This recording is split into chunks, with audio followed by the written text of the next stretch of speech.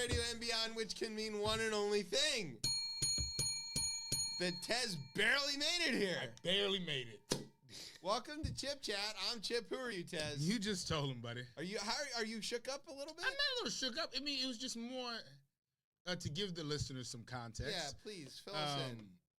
On my way to our beloved Beltway Radio and Beyond studios. Yep. I was making my way here. I was traveling down Riggs Road. And as I was sitting at a light, which I assume... Stop at a red light. Stop at a red light. And I guess at that point, I'm going east.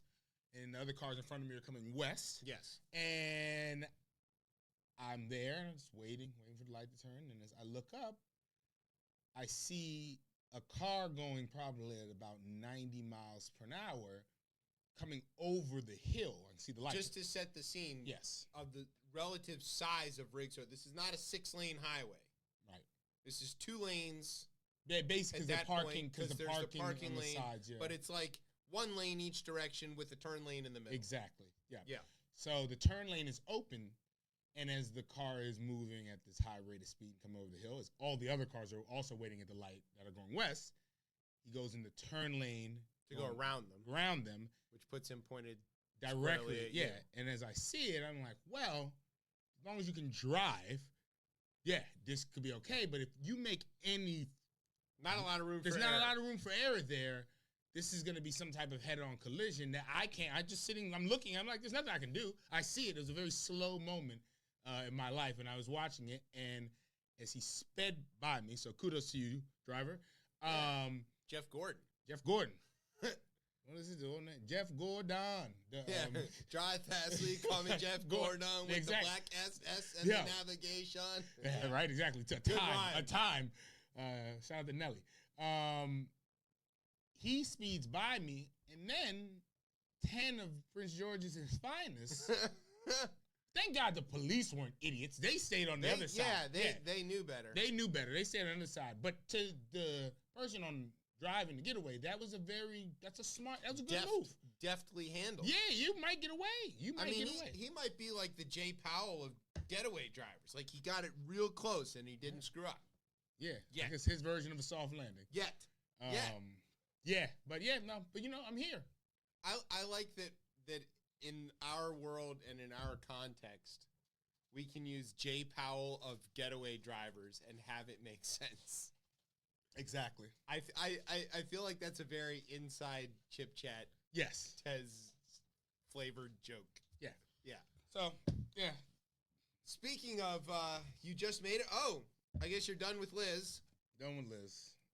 So if you feel like lending me that, I will actually read a book. Okay.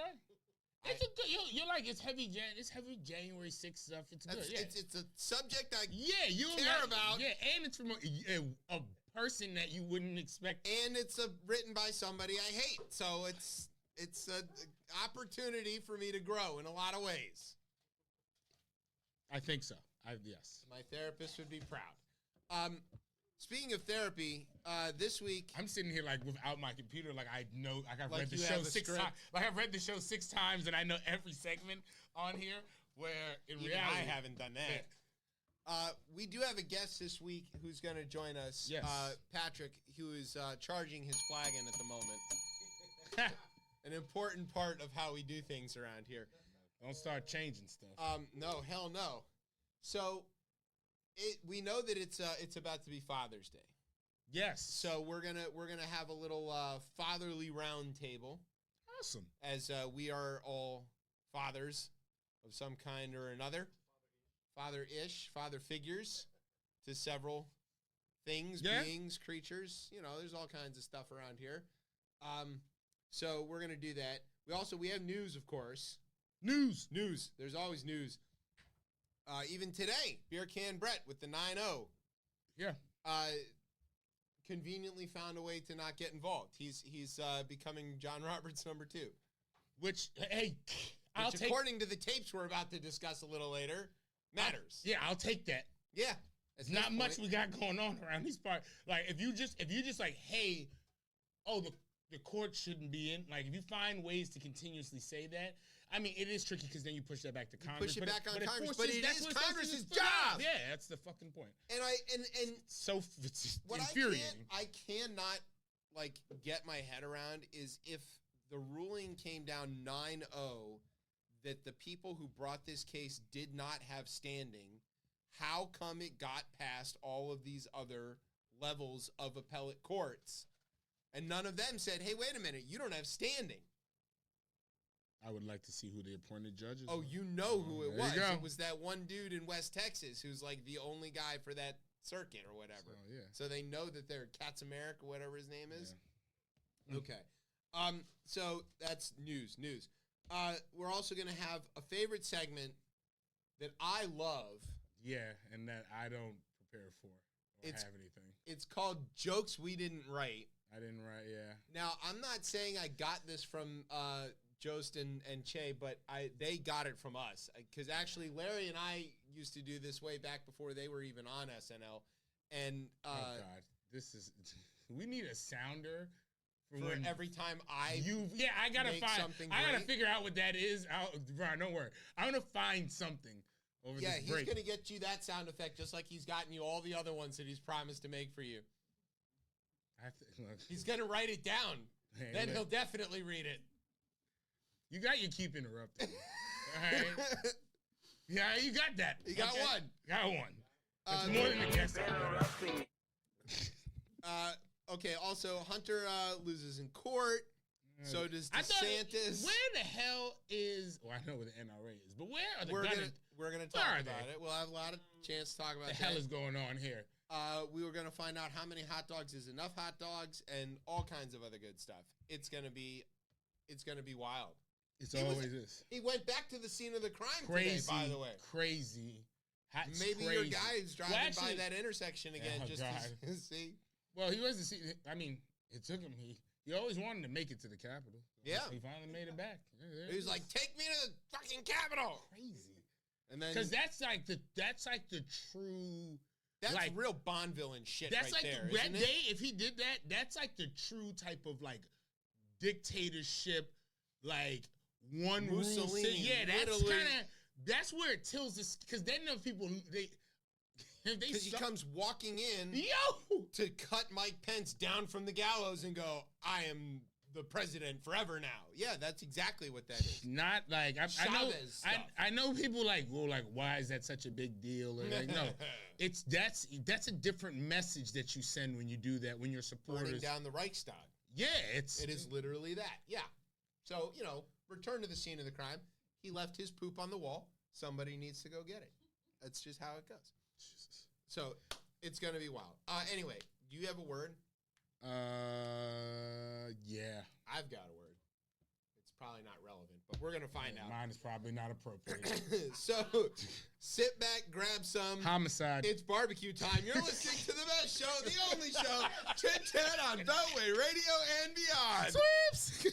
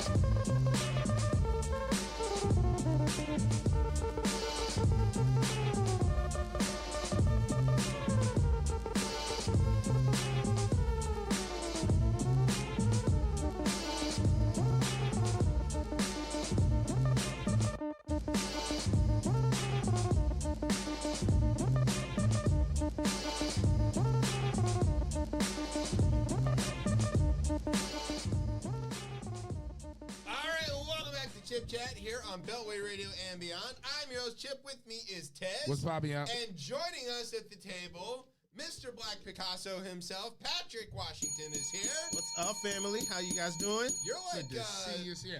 like a member of the show at this point. I was going to ask you. Like I've been meaning to ask how many times have I been on so far? I think this might be your fifth. Probably. It has to be because you know when you make sure. Word Beats in Life. We had the comic. A couple of my days off. We had you. Yeah, I think you co-hosted at least twice. At least twice. So I think this might be your 5-timer. You might be the first 5-timer. No, maybe Charlie. Charlie's Charlie's on. Charlie's on. Okay, all right. So I need to kill him then. Well, hopefully not. No? During Pride Month, no less. We love you, Charlie. That's great. Charlie is great. Charlie is the all-around utility infielder on this show for sure. He does several jobs. Much more than I do. Yeah, he writes for this show. Yeah. So all right, sometimes. So now we've come to the part of the show called the Rundown. This is where I tell you about some stuff that's going on in the news. If we were real radio guys, it would sound something like this. What the fuck, y'all? From Beltway Radio and beyond in Washington, D.C., I'm J. Scott Smith. And this is the part of the hour where I tell you some stuff that's going on in the news. Thanks, Jay. Shout out to Jay. He got recently assigned to do the hard work of covering the Pride Parade in Lancaster, Pennsylvania. That doesn't seem to be. Oh, please twist my arm for that assignment. Go hang out at a parade. Parade, soft news your way through the day. Yeah. All right. Nice and cool outside, too. Yeah. It's great. Okay, so speaking of not cool, our least favorite, this is definitely my least favorite thing to talk about every week, but this is maybe some hopefully, we hope. Hopeful news. So what did happen this week is that the UN Security Council voted all the way, 14-0, with the notable, it's supposed to be 15, you should know it's supposed to be 15. We know who that is. That's Russia, didn't vote, but... Hey, they didn't, but they... Russia abstaining is them agreeing with it. Because they can't be on paper agreeing with anything decent or reasonable. Right. So they just say, we didn't do it at all. It's good. Voted 14-0 in favor of ceasefire in Gaza. It's crazy that they still in the... I mean, I know why, but it's crazy that they're in the United Nations. And I get it. I understand why. It's like we had this conversation at home. My oldest asked me, because the D-Day stuff was on TV, and she was like, "I thought Russia was the bad guys," and I was like, "Well, they are now, but like during the war, they were on our side." And my wife was like, "Well, they were still the bad guys." I was like, But because the thing is, they went scorched earth with the shit, and that Red Army marching towards Germany. I'm talking about, all right, Nazis was getting killed, but women was getting raped. All types of shit was happening on that march towards that. If you need to win a war at all costs to preserve the world order or to establish a world order and get the Nazis out of power, you might have to make friends with some unsavory folks. And also, too, Stalin likes to let folks know as well, too, they supplied the bodies. And it's like 100 million. That's crazy what they did. Is that you have to know that between the purges and the dead and the famines that they self-imposed on all their stuff. Look, America likes to think of ourselves as being pretty good at winning wars, but it really helps if you've got an ally who doesn't value human life. Right, at all. It does, Who will do things like pick up factories brick by brick and move them east of the Ural Mountains to protect them from the German bombers. You know how many people it takes to do something like that? You know how many dead people? You know how many dead people are along the way on just that end of it? Wow. If you've got an ally who is willing to throw wave after wave of human beings into machine gun nests of their own people to exhaust the ammunition of the enemy, that's a good ally. So, and I will say, there's a misunderstanding in the United States about who won that war. Yeah, it's a big one. We won the war. Yes. We were definitely a big piece of winning the war. If the 8th Air Force and the RAF didn't bomb the Germans around the clock, there's no way that this war is won. If D-Day didn't happen, there's no way this war is won. But if the Russians hadn't pushed a 1,000-mile front, their front was 1,000 miles north to south, 1,000-mile front all the way. They were at Berlin waiting for us for like a week. Yeah. And we asked them to hold off till we could get in there and proclaim victory together. It's bullshit. Okay, that's why they're on the council. Not what we're talking about. Sorry. That's a hell of an aside. But I'm just saying. It was important, though. But that's why they're that's one of why the they're five, there. Yeah. Right? Exactly. Why is France on there? Because of they ran? Well, not even because they ran, but because of the choices that they made specifically in allowing Germany to be something again. They are the ones because they allowed that to happen and being like, all right, yo, we really don't rock with this place. We get the bigger picture of what we're trying to do. Right. All right, we are going to be part of this Western world. Exactly. Yeah, because they definitely didn't want to do that. Okay. That's the reason. I don't know that gets them on, but you want to buy a French World War II rifle? Stop it. It only dropped once, never fired. Very good deal. That's insane. That's not.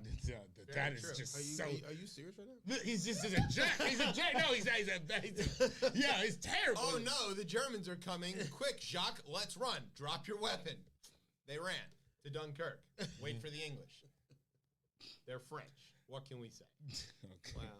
All right. Anyway, speaking of people who do we speak always French, do this. We always try to stay away from the topic. The Security Council Yes. voted 14-0 in favor of the ceasefire, and specifically in favor of this American-backed ceasefire plan.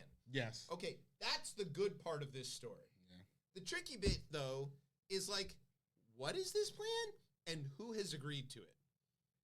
As explained by various members of the administration, none of which are the ones who are negotiating the plan, but by like Jack Kirby and some of these guys who are sort of lower-ranking state folks, and Blinken himself. Yeah, I was gonna say the plan goes like this: short-term ceasefire to exchange some hostages, women, old people, children, whatever. 6 weeks. 6 weeks, right? Then it goes to like 14-week or something like that, somewhat longer, couple months ceasefire is the idea, while they work out who is going to like maintain control of Gaza and stuff. And then the third phase is rebuild Gaza with help from the world. Although it's not clear who all those donor nations are going to be. there's only one. There has to be at least that one. There's that one person that and then the United States obviously has to be involved in this. Obviously. So in all of this, Blinken keeps telling us that the Israelis have agreed to this. This feels like a strong arm here. But the Israelis haven't said they've agreed to this. And Netanyahu doesn't really have a government anymore. Right. Because half of it, Benny Gantz was like, I'm out. He's out of the war cabinet, right? And Eisenkot also said he's out. So, like, the sort of military guys, they're not in government anymore. Well, they're in government, but they're not in decision-making government. United front. They're not in the unity government anymore. It's not clear that there is still a mandate. It's not clear if Bibi could survive a no confidence at this point, although nobody's raised it. I can see it coming. Mm-hmm. That's why it feels like the Americans have strong-armed this deal, because it almost is like through back channels, they might know what the next 3 or 4 months look like in the Israeli government, and it feels like they're like, hey, this is the deal that's going to happen, because those chips might end up falling that way. I'm not sure that Blinken is in as strong a position as he might think he is. They're talking like it. He's overplaying the hand he's got. Whether he's going to make it through or not, I don't know, but he is overplaying. Also, we're approaching election time, so this is a good look for... If there's no, it's been told, if there's been no ceasefire, Biden's not winning this election. I don't know about that. Everybody, that's how they feel like. If there's not that needs to happen. I'm confident sources feel that way. That puts us back in that same thing again of like there was the thing on the world I was listening to on the way up here, on Today Explained or something, whatever. What it was between those? Where they were like LGBT support for Biden is falling. I'm like, they're going to vote for Trump. They are going to vote for Trump. They're going to vote for MAGA people who literally are trying to kill them. So I don't know. I know. Don't look for the logic. Don't look for the logic in it. I'm just saying. Don't look for the logic in it at all. It's going to happen. So yeah, you're right. There's an American election year piece to this, which is, you've got this sort of agitated, I don't even want to call it left flank, but sort of agitated human rights flank of the Democratic coalition that is saying you're not doing enough to help the people of Gaza, and you're not doing enough to stop the Israelis from bombing it into oblivion. And it's not like it's on TV every damn day. But let me just say that also, because I know Biden's chances for winning are diminishing daily, right? In my mind, right? And because a lot of my progressive friends are rabidly saying he's not doing enough. He's not doing enough, and this action here, this ceasefire action, will kind of appease them for a little while. It might. But I would challenge on a couple of things. One is, I would bet if you talk to those people a little more in depth and ask them just exactly how do they think that the President of the United States can affect the war being prosecuted by Benjamin Netanyahu, what mechanism does Joe Biden have to make Benjamin Netanyahu change direction? I guarantee you they don't give you an answer. Right. They're going to say, cut off the weapons. The Israelis have plenty of weapons. Because they've already got them. He's given them. They've already got it. You're not going back in time and taking it away, right? And they can make stuff on their own. Their economy is not suffering from this. They're okay. All right. What other lever does he have to pull that is going to change the direction? Diplomatic isolation? I don't know how much more isolated they can get. Yeah. What can he do? I mean, but then also too, I feel like I'm asking a lot of the citizens of this country, where like. Some of them also think we're in a damn recession as well, too. Like, so it's like a lot of things don't, like, the deep, like, where I look at this and I'm like... The stupidity of the electorate is becoming perilously dangerous. When I look at it and I say, well, how can we not start to be like... I think we had the conversation last week where it was like... And I think it was actually interesting that we don't think it's where people are one-issue voters. And, like, I don't think that one issue of the ceasefire, it shouldn't dictate the election. It shouldn't. But it's almost there's other things You've got little pockets of people for whom that is the issue, and it makes them stay home. And you got some other pockets of people who it's like reproductive rights, and that makes them stay home, or it's whatever it is. Mm-hmm. We're at the margins. This is so razor thin that any little bit of people staying home can really make a big difference. And we're talking about states with large Arab populations where these things really do matter. And what am I supposed to say to them if they're upset about that? And on the other side, I would be too. I'd be very upset. The wild part is on the other side is they're so rabid in favor of their man. It doesn't matter what he does. They're coming out anyway. That's right. But then we're too principled on our side. That's right. That is our problem. But then where then is our? You don't think they're out there? I still think there's these independents out there. They're there because they did it the last time. There's no soft Trump voters. If there's anybody who's saying, "Well, I'm thinking about voting for Trump," the second that microphone and camera is out of their face, they're going home and typing out all this shit. The black people are doing the thing, and I gotta kill the Mexicans. George Conway is voting for Donald Trump. George Conway's not voting for Donald Trump. I think there are more George Conways out there. I think there are more of these country club Republicans out there. And I think there are. Do they live in Wisconsin? We'll see. Hopefully, we'll hope. We'll see. I don't know. I think though. Right, we know one thing. A ceasefire doesn't hurt in the political realm. It also will stop the immense amount of people being killed. That's kind of more the that's where... If the ceasefire happens. Yeah.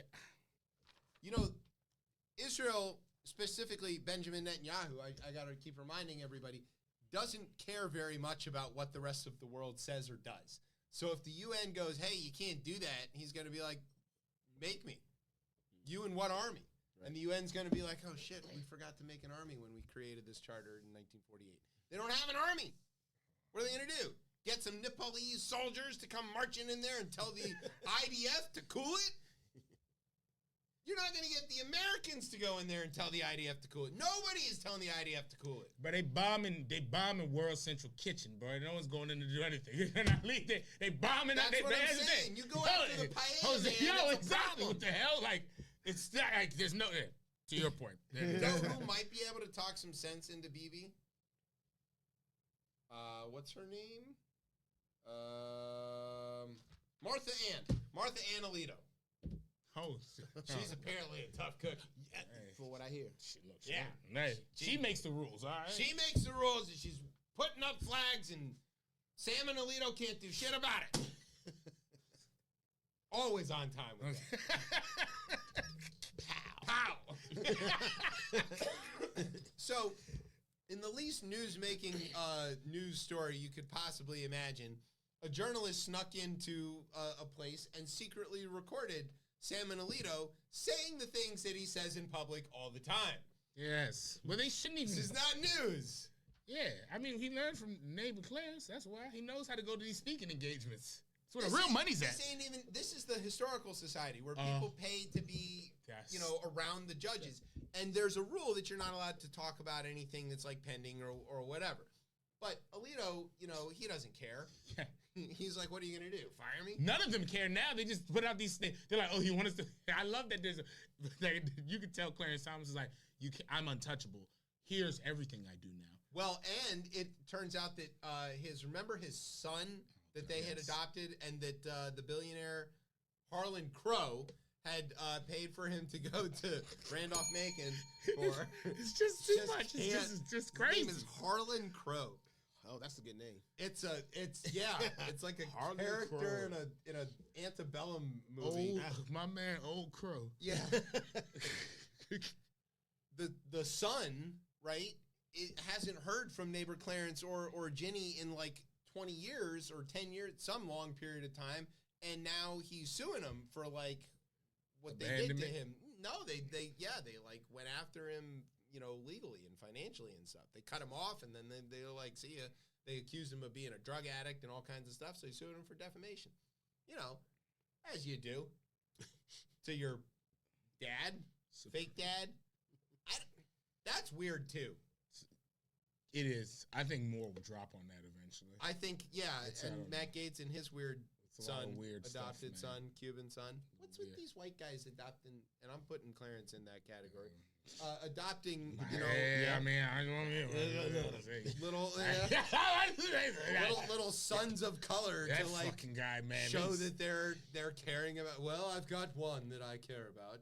I've sent him to the finest school. It's I was walking the other day thinking about Clarence Thomas and being like, he might be the most powerful black man in America. I'd be careful with that. I think he is. Let me think about that. As I think through, I think he's the most powerful. Magic Let me hear your case. Let me hear your case. Well, I'm sorry. I don't want to get. He's out here. Like Magic Johnson. I mean, I guess cool. Like he might be the most like prolific, the most influential there. Yeah. But when it comes to raw power, this guy is out here making the law of the land. Yeah, he dictates the law when he can convince his friends to go along with him. Okay, they've been convinced. You don't have to do much convincing on Salmon. No, but I think he's a menace. I didn't think about that. He's a menace. He sits on the highest court. Highest court. Those. This is the person who took Thurgood Marshall's spot. Like I know. This is a crazy. It's insane. Actually, right. Dude, if you want to talk about like white lash, but with a black man, it's crazy.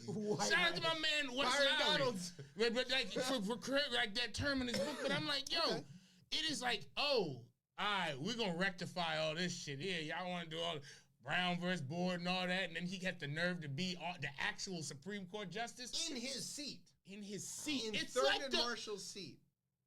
What? Wow, I didn't think about. He took. It's like one of the craziest things ever. I think it was like, you took the seat. I think about this fairly often. It's like the line from Marshall to now. I think you're right. And how we got there. Crazy. And how many like insane things had to be sort of put aside for this to happen. All the Anita Hill stuff had to be somehow overlooked. All of the other dangerous red flags about this guy had to be overlooked. Because what?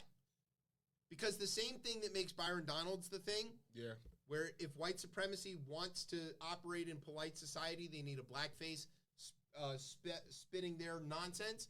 That's what they did. They went and they found them one. Perfect one. They found them one. Okay. And he's married to Virginia. Her name is Virginia. It's really kind of like, it's like almost in like Twilight. It's Zone like type a shit. book. She's kind of powerful too. You know, She got all that money. That she gets from Harlan Crow Gets in. and Mark Meadows and all this other shit. Fucking crazy. All right, but she doesn't have a flag. You know who's got flags? Martha Ann. Martha Ann. That's when you know it's a problem because we still making Martha Ann's. I don't think we're making Martha Ann's anymore. That's crazy. No, Bro, we shouldn't be making any more Martha Ann. No. That's from We're a different time. That's time women ain't have rights. Yeah, well, that's why they had to have two names. So you can identify which one belonged to you. Yeah, that's right. Which one belonged to you. Christ. That one's mine. That one's mine. Yeah. Yeah. There's I don't know. That was wild. So, like, the nutso thing about this, the thing that is news, is how much the story tracks about Martha Ann being this flag aficionado. Yeah. So, like, you know, Alito saying, okay, you know, I think we're not a godly country anymore, and I'm intend to reinstate a Christo-ethno state or whatever. Like, that part is like, yeah, he says this in public all the time.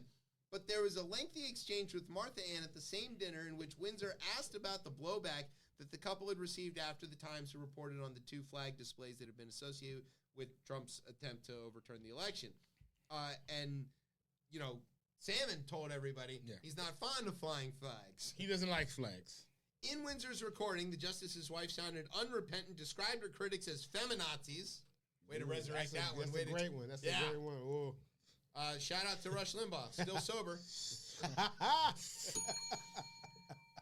Threatening libel lawsuits against the press. That's wild, yeah. There's a 5-year defamation statute of limitations. She said, don't get angry, get even. She's going to sue the New York Times for taking a picture of her house in public. She's going to take her time, though. There's no She's rush. Think about There's a statute of limitations. She said early on that her husband's efforts to rein in her penchant for flying provocative flags have largely fallen short. That is a weird thing to have as your thing. She takes pride in the fact that her husband does not influence her. Not decision. pride. No. She don't like that. She doesn't like choice of words. She doesn't like that flag. Wrong choice of words. That was literally what got us. She was mad about a pride flag across the lake, and she was like, that's it. Doing the stuff. Country's gone. We need to be a more godly country. But she was going to counter the flag with something else, right? With an upside down flag and trying to overturn the election. So, you know. So she's a big believer in flags, yo. Yeah. Flying flag. Apparently, he never controls me, she told the journalist. Martha Ann did say that she had deferred to her husband in recent days by not seeking, for now, to counter an LGBTQ pride flag flying near their home. Quote, I want a Sacred Heart of Jesus flag because I have to look across the lagoon at the pride flag for the next month. Sacred Heart of Jesus. And I told him, when you're free of this nonsense, I'm putting it up. When you free of this nonsense, is he going to get impeached? Does that mean he's retiring? Well, I don't know. I know the Congress ain't impeaching him. That's the mechanism. Yeah, get Martha Ann to make him go home. I want to fly my flags. You're retiring now, Salmon. And also elect Joe Biden because we're going to lose. Yo, the Sacred Heart, I'm sorry. What does it look like? The Sacred Heart of Jesus flag is ugly as shit. I'm just going to say that's that. also a little... It's an actual little heart. not-terrific. It's not even like a heart shape. It's an actual No, I know. heart. It looks like the bleeding That heart. is That terrible. I've seen. If you've ever been in a Catholic That's church, you'll see this sort of in like full relief 3D Wow. stuff. Yeah, they have all these like icons all over, not icons, but like little symbols that and they're not just pictures. They're not printed. They're sculpted. You know, they have depth. Ugh. Yeah, there's a literally dripping, bleeding heart. If you've ever been in a Catholic church, it's creepy. There's like dead, emaciated Jesus dripping blood over the altar. And they're all into it, too. They love it. Remind me to tell you the Staten Island Easter story one day. Oh, God. Lord. That sounds wild. Yeah. By contrast, the same journalist tried some ambush stuff on John Roberts, and he was like, no, this is not the way to behave, and the court needs to, behave itself and blah, blah, blah. Thank God for John Roberts. Yeah. That's, whew. Where's my... Liz Cheney and John Roberts? Yeah, like... Who are you? John... I'm just trying to just keep what the little bit we have left I mean, between that and Hanging Next on he's by a gonna be string, huh? praising Ronnie Reagan. Okay. No, that's where it stops, wait a and that's the minute. only beef I have with Flag Liz's on the book. play. Yeah, with Liz's book, they really Not got no more flags. Yeah, no, whoa. Yeah, no flags. Liz, they love them some Reagan, and I just look and I'm like, it was bad policy between him and Thatcher. It was just bad. Y'all, Yeah, it's bad for the whole planet. it's wild. It was like, it wasn't good. And y'all keep saying this was good. That's a hustle backwards at Yes. a tremendous clip. Yeah, Speaking of which, the Southern Baptists. Okay, now look, the Southern Baptists had their meeting. They're in the middle of their meeting, and they did some things that were expected, like vote to continue to pretend that they don't drink, but also. I'm mad we talking about they meeting like it's the Fed meeting. It is. Except they have little orange cards that they hold up when they vote on things. So they get all of their messengers, that's what they call their delegates, in this room. I think they're in Indiana, maybe? That tracks. Oh, Alabama. Okay, that makes a little even more better. sense. No, wait, that was in reference to the Alabama court. I think they're in... Okay, well, wherever, it doesn't matter. They voted to do two things that are of note. One is that they voted against IVF. They're like, we're not going to make any exceptions for IVF. And they had, like, people come up and give impassioned stories about how, thank God for IVF, and I've these miracle babies. Most evangelicals are the ones using this. Of course they are. Yes. Just like they're lying about their drinking, they're lying about this, too. And so they're all like, oh, IVF gave us a family, and thank God, and we're all so happy, and it's a miracle of science, and thank sweet baby Jesus for teaching the scientists how to make these embryos and whatever. And they were all like, yeah, fuck that. We're voting against it. Boom. No dice. In response to, like, Alabama voting against it, realizing they made a mistake, and quick backstepping that in, like, a week. That's the fastest anything in Alabama has moved ever. And they build rockets. Like, Alabama is backwards. And they were like, nope. Not that time. Yeah. So, the other thing they did was they did a little bit of an about face. One of the weird rules about the Southern Baptist Convention is whenever they make a change to their, like, founding documents or constitution or rules or whatever, it has to pass twice. That's like their 2/3 or state ratification. Okay. Thing. Don't make a lot of sudden moves, right? So the last convention, they were all like, yeah, we're going to ban women in ministry. We're going to maintain just men in ministry. Yo, that's right. Yo. As you do. You all right, bro? You all right, bro? They're just a wild bunch. What's wrong with them? That's in the Bible anyway, though. When you think about it, they're just following, like, biblical. There's Southern Baptists, and then there's, let's call them Baptists with guitars. They have plenty of women ministers. Yeah. And people like going to those churches. Oh, hell yeah. Yeah, they're fun. Even I go. I don't have to have a reason. I'm just going to the concert. It's free.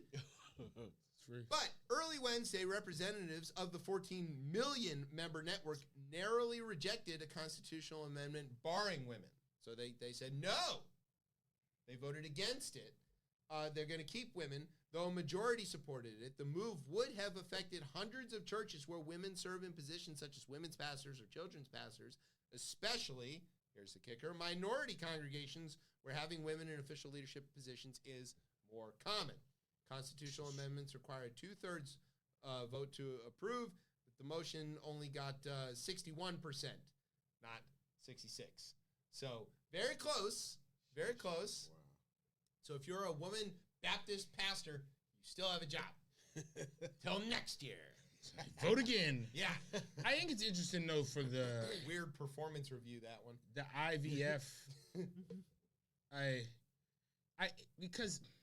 Women can be ministers. They just can't have babies with the help of science. Wow. It almost feels like the embryo... This is going to be the new battleground for them. Like, they caught the car with Roe. With Roe being ended, and obviously Dobbs, and this must be the next frontier of their fight. Don't they want more Baptists?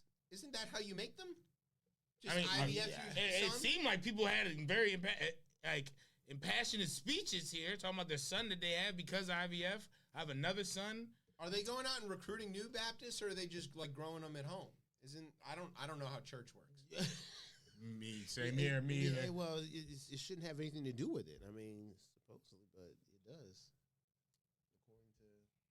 According to these people who had this weird vote. That's the thing where, like, you know, this idea that these religions claim to be, you know, following some sort of scripture or ordained position, and then they can just have a vote on it and change their minds, tells you that it's of man. It's entirely created and bullshit. Exactly. Again, these nice, the creative stories. The to stories. Get people to cooperate. Love the story. And there they go. They cooperated and voted on this. And it's that's a whole different show. Yeah. Speaking of which, let's take a break. You want to take a break? Break on that one. Yeah, exactly. All right, we're going to take a break and find some nice women pastors. Since they can't have IVF, maybe we can help them out some other way. Whoa. What? Easy now. Brian's here. Oh, there you go. All right. You know he watches a lot of those movies. Oh, my God. All right, we're gonna take a break and hook Brian up with the 61%. You're listening to Tip Chat on Gateway Radio and beyond. Swifts! It's your boy Barry, a.k.a. Big O, and I'm the host and the judge of today's rap battle between Trump the Don and my good friend Biden. Hey Biden, I know it's on that laptop hiding. You can fool your voters, but half the country, they know you're lying.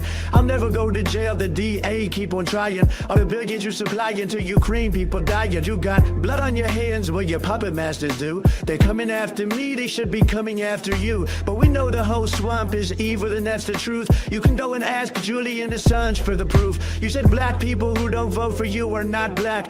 You locked up tons in the 80s for some crack. A crisis at your border and of course you turned your back. What happened to forgiving college loans? Come on, Jack. You said you don't support gays a decade ago. Career politicians will say anything for your vote. At press conferences, you're reading what somebody else wrote. You're controlled by BlackRock and Vanguard like Trudeau.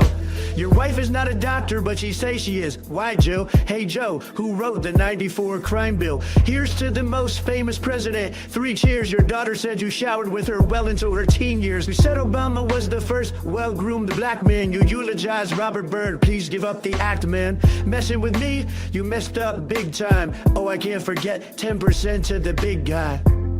Good luck, Joe. Good luck beating that creepy Joe, sleepy Joe. Can't wait to see what you got. Hey, Trump, my legs and the kids, they would rub the hair, and Corn Pop was a bad dude. This is my wife, and this is my sister. Hey, how did I get here? What's going on? Ronald Trump. Who am I battling? If you're not black, then you don't vote for me. If you don't vote for me, you're not black. Hey, Pop was a bad dude. Why'd you fight? Come on, man. This is my sister. Hey, how did I get here? Well, Joe, that was pretty special. Let us know in the comments down below who you think won the rap battle and who you'd like to see next. If you're not black, then you don't vote for me. If you don't vote for me, you're not black. I'm sick of all these witches and warlocks. You're full of shit. Pumpkin possums. I'm sick of it. You keep interrupting me. And all of it's lies. Because you're lying. That's why. Oh, there's energy and now we're done with Trump. You said he was the Messiah. You said he was invincible. I will not suffer your Q people after this.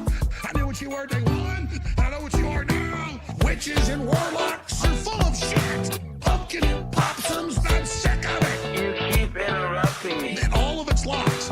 Because you're lying. That's why every goddamn thing out of your people's mouths doesn't come true. You said it was all over. You told us the stuff. You. Oh, God. Witches and warlocks, you're full of shit. Pumpkin possums, I'm sick of it. You keep interrupting me. And all of it's lies. Because you're lying. That's why witches and warlocks, you're full of shit. Pumpkin possums, I'm sick of it. You keep interrupting me. And all of it's lies.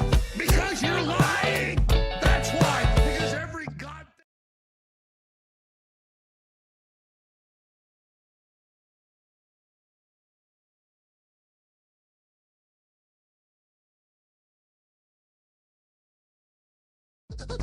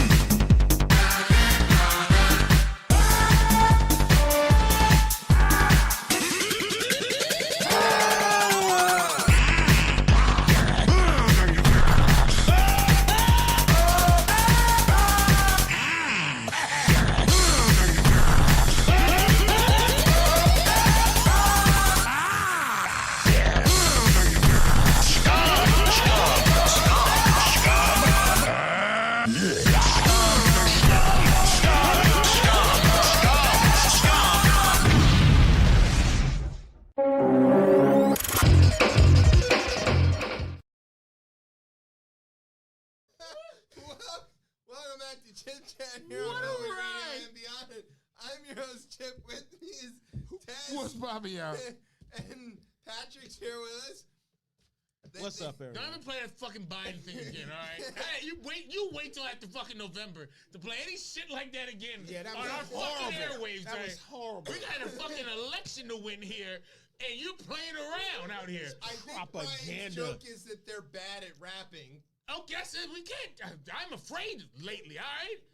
We are getting too close. We can't be confusing the people. Don't send that clip. Yeah, if you ain't see that shit live, don't do that one, if you Brian. ain't see that shit live, then Don't go back and watch us on YouTube. please, not this week, next week. I will say it was the most truthful though out of everything else because Trump knows more rappers than anybody else. Number one, He knows more of them.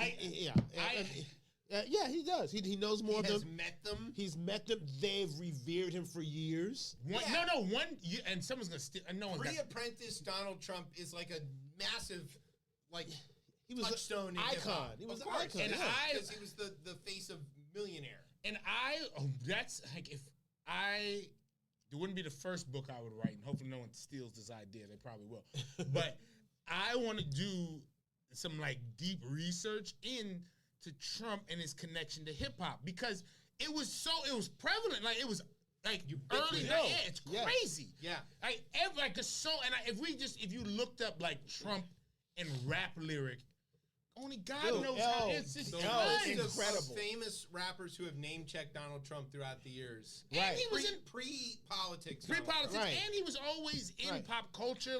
He was always on the shows. Obviously, people know Home Alone, Fresh Prince. I mean, he was in a lot of things.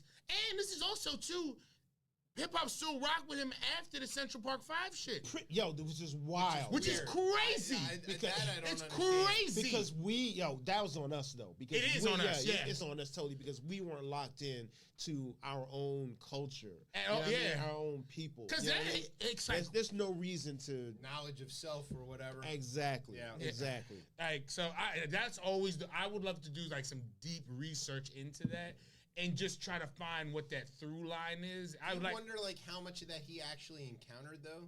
Him? Because, he probably an earshot of it, but he's in the same city and he probably heard almost none of it. Yeah, I would agree with that. Yeah, he's not. Yeah, I mean Biggie name checks him a dozen times. Yeah, and what the chances that he's ever heard a Biggie song? Yeah, zero. But he was to your point, he symbolized wealth, money, gold. Yeah. I mean, gold toilets is the thing. If you said Donald Trump to anybody in 1999, the only thing they would have thought is gold toilets. Yeah. Yes. Toronto Dump and the 3 Triddlumps. All right. We're a simple society, obviously. That's true. It's a young country. It's a young country, man. I know. Well, most empires go kaput after 250 years, right? Something like that. Yeah. Hey, we still lasted a good long time. We're going now. We're going to look. We gotta man. We had fun. We had fun. Chinese dynasties were in like 1,000-year increments. Look, I'm gonna make everybody sad in our TED Talk because have fun while you can. All right, well, the rain is here. Calm down. Let's do some other stuff. This one's called court stuff. All right, we did a little bit of court stuff, right? Talking about the Supremes. Let's talk about. Don't disrespect the Supremes like that. Right. You ever heard them called that? Yeah, they are that. The unelected nine. All right. Speaking of unelected, Hunter Biden, who is not an elected official, nor is he a member of the Biden administration. He just happens to be the son of the president. Gets a lot of attention, though. Yeah, somehow he's got a laptop full of stuff that he doesn't have. The weaponized DOJ that can't stop going after Republicans for all of their things has convicted the president's son on a thing that he definitely did. I mean, I don't think he's like contesting the facts of this. And what he did was he filled out a form that said he was not a drug user or an addict at the time he was attempting to buy a gun, which he did while he was very high. Like that whole period of time, as we learned in the trial, he was like on a bender for several years. Yeah. He was his brother dies, right? Yeah. And that tips him way over into like oblivion. The Biden boys were very close, right? Yes. Bo and Hunter were very close. They lost their mother when they were very, very, very young, while, like right before Joe goes to the Senate. And they're kind of like, they've got nobody but each other. They're very, very close. Everybody loved Bo Biden. I remember Bo Biden. Yeah, and everybody liked Bo Biden. He was the Delaware's attorney general. He was a soldier. And he dies as a result of his exposure to the burn pits in Iraq. And it's heart-wrenching. It's terrible. And Hunter did not handle it well. Somehow got into drugs, got into crack, dated Bo's wife for a while. Oh, word? Yeah, she was in the trial. Yeah, she was there. Oh, wow. She testified. Yikes. So he was like, Okay. And then he was like with some stripper for like 6 months or something and doing all kinds of things. Yeah, fun. Okay. It's a wild thing, and he bought this gun. Yeah. And then like the stripper girlfriend threw it away. I think it was her that threw it away. Somebody threw it away. And then like some homeless guy found it, and then the cops got to it, and that was it. He possessed the gun for a total of 11 days. And and when they found it and the cops came back to him and were like, "This is your gun," and he was like, "Nah, I don't want it." Yeah, so like, well, I'm sorry. I mean, that's how you know. Number one, you don't really need a gun, and also you're really high, because if you get a gun and you only have it for 11 days, either you really needed it for that one day, and God, maybe this could have been a lot worse. It could have, right? You based on everything you said before that. Yeah. So remember what people usually use guns for, and that's suicide in this country. Right. Yeah, that's what it's used for. Yeah, 2/3 of the time. Yeah. Right. 2/3 of gun deaths in this country are suicides. So he has the gun, and the form has this box you have to check. Are you an addict? And then are you using any illegal drugs? This is a stupid question. Nobody. Literally nobody's going to be like, well, you know what? Yeah, I am. I'm definitely addicted. Definitely high right now. Yeah. They're going to be like, sorry, sir, you can't have the gun. This is just we see this on forms all the time, right? And especially on government forms. This is like to check if you're willing to lie to the government or not. Of course that's what this is. That's how it works. What else are you going to check, right? The real question I have, where is the NRA here? Yeah, well, they're in legal troubles. They can't have time to come out. Where are the other gun nuts here? Because the Second Amendment doesn't say drug addicts can't have guns. Anybody should be, as I understand the interpretation of the right to bear and keep arms shall not be infringed. As I understand, right? How high you are? What the hell? Like, really weird, right? Because I'm like, how we interpret that law now? Weird. You should be able to have a gun no matter what. Who cares? That seems to be what Scalia wrote. That's what. Yeah, it's what. Nothing should stop you. A little form, stupid form. Why should there even be a form? The form's an impediment. There should be guns and vending machines out front of 7-Elevens. There should be. That's how there's an age requirement in the Constitution. Crazy. Where are they? 27 words. None of them says age. None of them says drugs. None of them says addict. None of them says check box. Addict. What is this? Where is the It NRA? seems like they're infringing on Biden's rights. Where is personally? What's her name? Dana Lausch, whatever. Lash, the brown hair lady who does all the they're coming to take your guns. You know her. Yeah, Where where is took she? Biden's gun? Yeah. What is going on? I'm confused. The federal government took a gun away from a law-abiding Biden. You know where they were also? A law-abiding Biden. A Biden. I love that. A law-abiding. I love the alliteration. Biden. There you go. Yeah, I'm confused. I felt this way, obviously, even stronger though. The boy who was murdered in in Minnesota? Was it Minneapolis? Philando Castile. Yeah, Philando Castile was possessing his gun legally with a license. They never and told came the out. Cop that he Couldn't have been any more legal. Yeah. and told them that. Yo, yeah. What are we? And the fact that the gun nuts didn't go ride for that? Because if you did that, I'd be like, consistent. Right. I would have respected you. Yeah, if they you would have had spoken intellectual up. consistency. I'd have like, Right. oh, all right. You may have accidentally discovered something here, Tez. No, Right. I I don't think that they're really a gun rights organization. I don't think so. I feel like they might be interested in something else. Yeah, maybe. Yeah. I wonder I what can't that quite might put my be. hood on it. All right, so Hood. the weird thing here is that the claim is that Biden is the puppet master controlling the DOJ, and they're after Trump and all of the people, and they're suppressing conservative voices on Twitter and blah blah blah. The most conservative place that you find now. And then, Next to Truth Social. well, now you can't even see who people like. Nothing says you're telling on yourself like hiding your likes. Gee, honey, I wonder why you keep liking that page. I don't know. So anyway, the Republicans were like, oh shit, they did the thing where they convicted his son, and like, how can we say that? Because they were it's telling him this wasn't going to happen. Yeah, and then they're like, well, this is really because of what we did. This is my favorite part. Jim Comer, he's one of the two Jims. Yeah. There's two Jims that are in charge of all the committees in Congress. One of the Jims, chair of the House Oversight and Accountability Committee, who has led an unsuccessful impeachment inquiry into President Biden, but did get a thing about Garland. Yeah. Which I don't know. Is that in here? Did I put that in there? there? I don't know. Yeah, it is. Oh, yeah, for the contempt. More on that later. Has not produced anything about Joe Biden. For the better part of a year, continued to assert Tuesday that the Justice Department needed to investigate the Biden family. I think they did. They convicted him. Comer claimed, without evidence, that until that happened, it would be clear that department officials continue to cover up for the big guy, Joe Biden. The big guy. Yeah. They just had the mob boss actually in the Oval Office before, and then they talk about like Joe Biden Is like the big guy. What the hell, Joe Biden? Don't worry, it gets worse. Here comes Matt Gaetz. The Hunter Biden gun conviction is kind of dumb, to be honest, he wrote on Twitter. Gaetz was previously under federal investigation for alleged sex trafficking, but was not charged, allegedly. Hey, at least look, a broken clock. It is kind of dumb. It is, yeah. I mean, yeah. He lied on a forum that a lot of people lie on. I mean, there's got to be a lot of people who are using drugs who buy guns. Yeah, I would. All the Proud Boys. Those guys are all like rubbing all kinds of crank into their skin or whatever the hell they're doing. Hey. All right.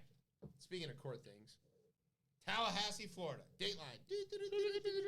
A federal judge has ruled that Florida's new restrictions on gender-affirming treatment for children are unconstitutional and that Governor DeSantis has to suck it. No, sorry. We wish. And other Republican lawmakers who supported them were not acting in the interest of public health. Shocking. This is not news. This is obvious. So the question is, is gender-affirming care legal? Weirdly, there was a story about the Republican platform being rewritten, and that the current platform as it stands says that parents should get to make the choices about their children's, things going forward. And then it's like, well, okay, the parents are choosing to bring them to the doctor for gender affirming care. Wait, we didn't mean that. And, so they're getting hung on this, but there is no discrimination based on sex. And so if you say that, well, this is a trans man and I want him to pee in the girls' bathroom, are you not discriminating against him based on his sex You are, yeah. On the sex that he was assigned at birth. It's obvious and blatant. Yeah. I think this sets an important precedent. It I does. think this opens a door for everybody else to get into court and cite this and say all of this anti-trans bullshit is bullshit. Similar to how I feel about them looking at IVF as like the next frontier, because obviously what happened with Dobbs. I look at it after you get the Supreme Court to approve gay marriage, that then this quote unquote trans issue becomes a bigger thing. Because before that, it could just say it was you never heard, you didn't hear. It was all about the gays this and the gays is doing this, and then it's just like, all right. But then once that was done, they lost that fight. Because I never heard about any of this, probably up until maybe like even 2014, maybe. Before that, never heard. And it's also too where it's almost when they added the T to LGBT. Yeah, there you go. But even also too, it's almost sinister as well too, because this population is small. Mm-hmm. I might be 1%. Less than. There's a few million trans folks in this country. It's crazy that this is what people are like. Yo, I don't like the 1% of people, because again, people feel uncomfortable with it. It's a lot. There's a lot that people are able to play on with this. But I'm like, this is a non-issue. It is a non-issue. It should be a non-issue, but because once again, progressives tend to shoot themselves in the foot.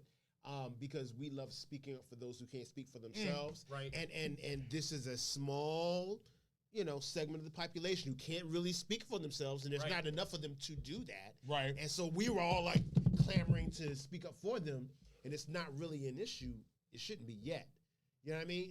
Until they become a significant portion of society. I work with young people a lot.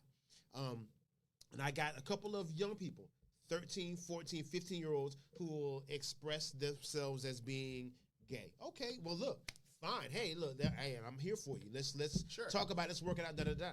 Maybe those a little bit older might say, hey, you know what? I've decided that I was born a male or female, but I'm feeling like I'm something else, and I want to be, I'm going to try to make that transition. But a couple of them have actually made that transition with their parents' blessing and support. They've started acting on it. See, they do pretty well, and absolutely, that support, they're well adjusted. Absolutely, supremely. So and so that was meant to be. Do you know what I mean? Sure, very clearly. Still a small segment. Yeah, still a small segment. So I don't know if it necessarily needs to be an issue like that. We should just let them do what they need to do and become. Yeah, but it is an issue for the Republicans because they make this into a thing. If you watched Fox News or Newsmax or whatever those weird right-wingistan stuff, you think that there's this army of trans folks that are they're coming beating down your girl's bathroom door to lie in wait, pretending to be women so they can rape your daughter or something. It's crazy. It's insane. It's really crazy. I mean, look, we are three hetero men in this room. Doing this show. Brian's a hetero dude in this room too. So all four. Do you check who you're peeing next to? You ever take a look? Be like this to me. Yeah. No, I've never done that. Never done it. Let me ask you the opposite. Do you go to great lengths to not check? Yes. They're very hard at the wall. Yeah. Look at my own meat. Right. Shit. You're sitting on my own meat. Make sure I'm pissing in the toilet. I'm not looking. Yeah. Anything you can do to avoid. Right. Yeah, because we're here to piss, man. That's what we're here to do. That's what we're here to fucking do is piss. So what I don't understand is why are Republican men always checking? Yo. They might be telling on themselves. I've always felt that. I'm like, yo, people have these issues this time. I'm like, yo, why you care so goddamn much? Why do you care? I think here's another one as well, too. I think that I try to stress with people who I talk to around this, and it comes up a lot. Because I think a lot of, specifically in the black community, right, a lot of people feel that whether it's gay rights or trans rights, that's almost eclipsed black people's rights. How come they get rights before we do? I think that's a big point. It's a big thing there, and it's kind of what I would, I guess, implore people to think about is when you talk, let's say specifically around trans folk, like a lot of people are thinking like Caitlyn Jenner and like individuals like that, but like I'm thinking about the black kids I see outside of Union Station, whose parents don't accept them, who's sitting out, who are now poor kids unhoused. Who don't have a lot of like options. we go I hear y'all like cool, but it's a lot of our folks that is kind of the ones who is really suffering from this. And I don't know, it almost feels like we don't see that. Like we almost look at it as like specifically a rich white person problem, where I could see where that becomes really infuriating, right? Yeah. And it's like, what the hell is going on? But like if you see it and you look really into our community as well too, there's a lot of people out here suffering, and again, it's not necessary, right? This goes back to healthcare as well too. Like, and again, this isn't happening like in a vacuum. People are doing this with the consulting of their doctors and their parents and them, and it's not like it's not a whim. Yeah, it's not waking up tomorrow and being like, you know what? I'm just gonna change because I want to get on the track team and beat those women. Because it's not happening like that. It's not happening. And here's the thing. Who would just choose to be othered like that group is? Dude, nobody wants to be othered. Nobody. So why would you place yourself? Yeah, they're not doing that. No one's waking up like, I want to be othered. I can't wait to be discriminated against. Kicked out my house. Wake up and change who I am just so I can be miserable. Right. It just doesn't make any fucking fuck sense. With me just for nothing. I don't know. It's like Shit's waking up and crazy. putting a kick me sign on you. Yeah. Like nobody does that. Yeah, unless it deep in something inside of you, right? Yeah, like makes you feel you wake up every day and you're not happy in the current but you're not that. I don't know. I'm not. But I almost feel like this is a little bit like the abortion thing, where the anti-abortion folks think that people are having abortions on a whim. Like it's for birth control. Like they're doing it for fun. In the same way they think that people are 8 months in, hey, we're just gender because it's fun. Yeah, or that quote unquote late term abortions are common because of slutty women. Or like it's crazy. It doesn't make any sense. It's not real and it's not happening that way. And I don't know why they can't. Yeah, anyways. All right. Sorry, we got away from it. There's me being a flaming liberal again. That's right. Get back on blue sky. Get on blue sky. At least that worked this week. Twitter glitched so hard it crashed my phone. Oh shit. All right. So let's get on to this is the question. Is this how we become Pakistan? And now I'm using Pakistan as shorthand for like failed country that is kind of a democracy. Kind of. It's been at times, sort of. Tell you how, as long as you don't let this guy get back in, we will be a regular democracy. Regular old basic. I just want to go back to basic racism. Can we fight about tax policy? I don't even remember what that was like. This is like some new type of fascism type. Republican. Because like I need that. Because again, if you want to do votes and you're okay, like I feel like I can get more votes than you and I can beat you. I believe that. Compete on the ideas. On the ideas. But these other people, they don't think about no votes. They're talking about firing all the people, like civil servants. Sacking entire departments. It's about to be, they're about to tank our economy. You imagine how bad it is if you can't get like the form that you need to get through, to get approval, to do X, Y, and Z. You want a drilling permit. Hey, you oil guys, you want a drilling permit? Watch what happens when Trump guts the DOE. When there's no Department of Energy to approve those leases, when there's no Department of Interior to approve those leases, when there's no Department of Commerce to negotiate your trade or United States Trade Commission to manage to make sure that your oil prices are consistent across it, watch what happens. Federal Reserve, when the interest rates Give me $1 billion in my super PAC and I'm going to do it. They don't care. No. Those people don't care. Let's stop engaging with them and put them on the barge. So anyway. No. Yes. Here's how we become Pakistan. The Republican-controlled House voted Wednesday to hold Attorney General Merrick Garland, should be Supreme Court Justice Merrick Garland, in contempt of Congress, a politically charged broadside against the Biden administration that comes a day after Garland's Justice Department won a conviction against Hunter Biden. Okay, so this all stems from the special counsel investigation into Joe Biden's handling of classified documents. As you may remember, there were some classified documents found at his house.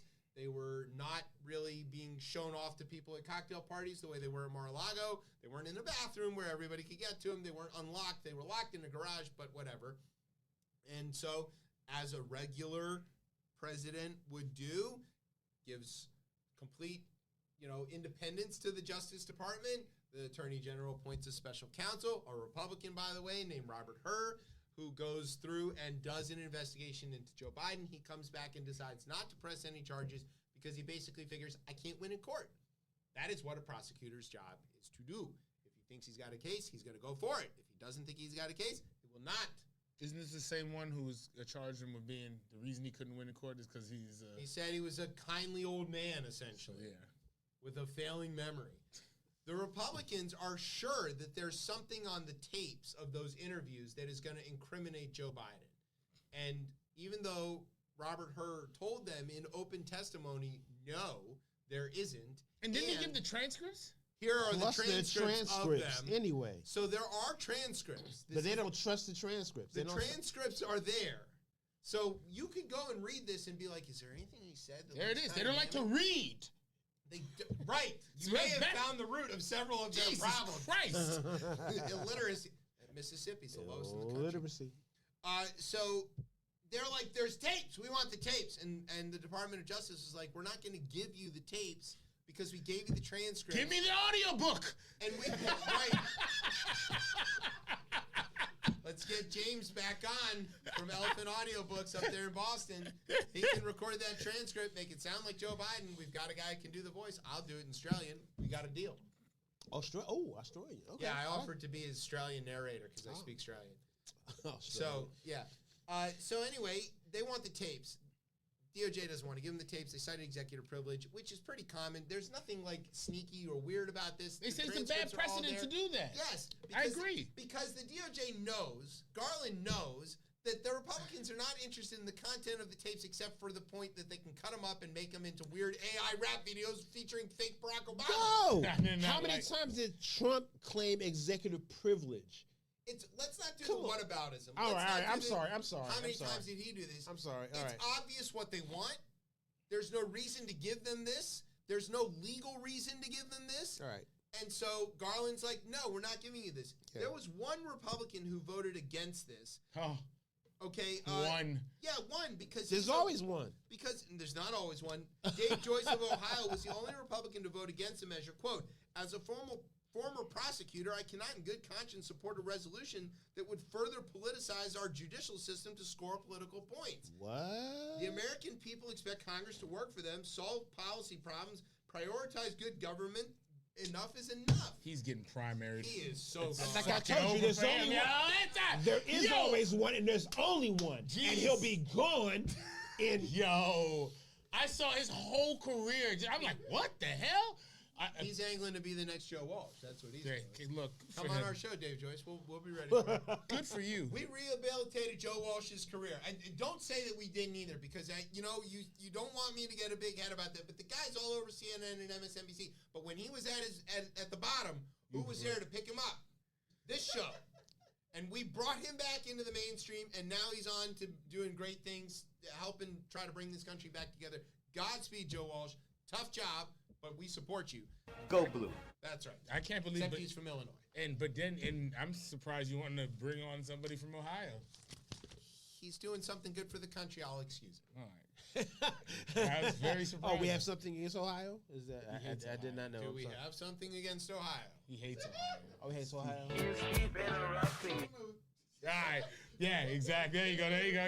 It's been played. Keep going. Once it's played, time for a break anyway, so we can do our Father's Day stuff. We're going to do our little interview and all kinds of things. We pretend to care about things on this show. All right, so we're going to take a break. Like people pretend to care about Pretend to care about shit. Come back and talk about Father's Day. You're listening to Chip Chat on Beltway Radio and beyond. Sweeps.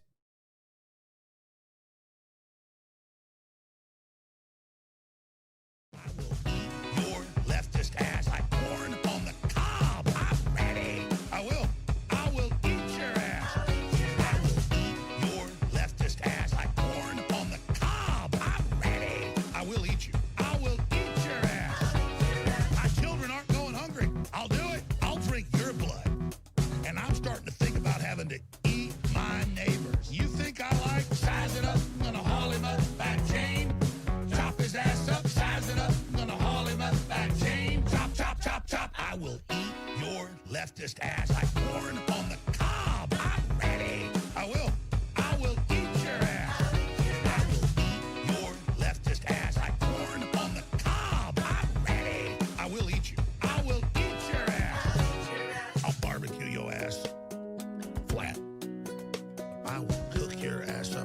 this, and I'll tell him, well, I killed a cow out back, baby. You think Christ would eat somebody? He would never do that. I will. I'm ready to hang them up, gut them and skin them and chop them up. You know what? I'm ready.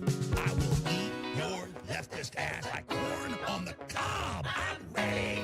I will. I will eat your ass. I will eat your leftist ass like corn on the cob. I'm ready. I will eat you. I will eat your ass. I will eat your leftist ass like corn on the cob. I'm ready. I will. I will eat your ass. I will eat your leftist ass like corn on the cob. I'm ready. I will eat you. I will eat your ass. That's why I want the globalists to know. And we're not getting what humans always thought was key, the bone broth. The bone broth. The bone broth. The bone broth. The bone broth. The bone broth. Well, now it's the next level of that. It's caveman. But hey, I need a glass of caveman. Caveman. Man. It's better than Ovaltine. Better than Ovaltine. It's just unbelievable. It's unbelievable. Caveman is just over the top. What in the world? But now with the milk, I was like, whoa, this has milk in it. Whoa. It tastes like good. Damn, this tastes so good. Tastes like the best milkshake ever. It tastes like Ovaltine. It tastes like Ovaltine. It tastes like Ovaltine. Like good. It tastes like Ovaltine. It tastes like Ovaltine. It tastes like Ovaltine. Like good. Whoa. This is I can say without a doubt, at least in my experience, that this is literally. This is a super home run. America first. America first. Get that through your head, dude. America first. America first. You heard that before? What? America first. America first. What the hell, man? Dude. America first. America first. To all of you, let me explain one damn thing. America, America, America. Dude, you understand? America, America, America. My point is America's first. America, America, America. What the hell, man? Globalists, no. Goblins, no. This is it. Everybody get ready. America first. America first. Get that through your head, dude. America first. America first. You heard that before? What? America first. America first. Get that through your head. America first. America first.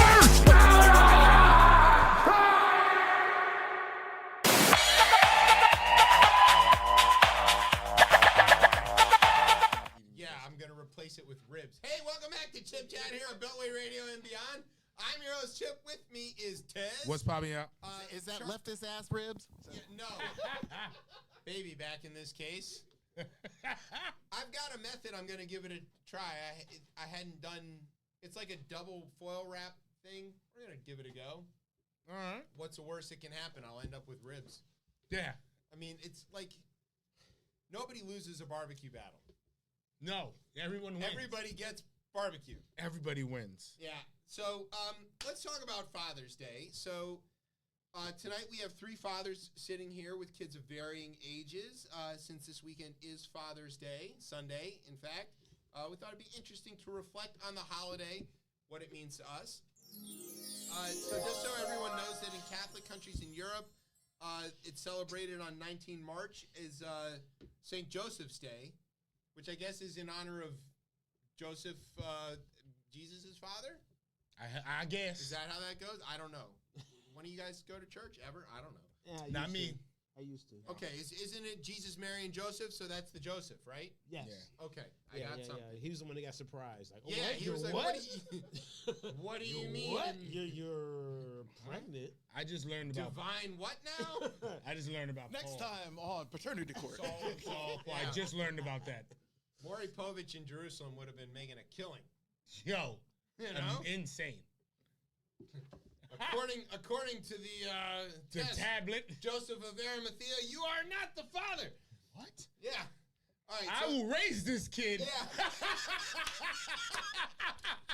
Just like he's my own. Mary running off to the couch in the back of the temple. I can't believe it. I swear it was his. I know. I'm going to hell for that one.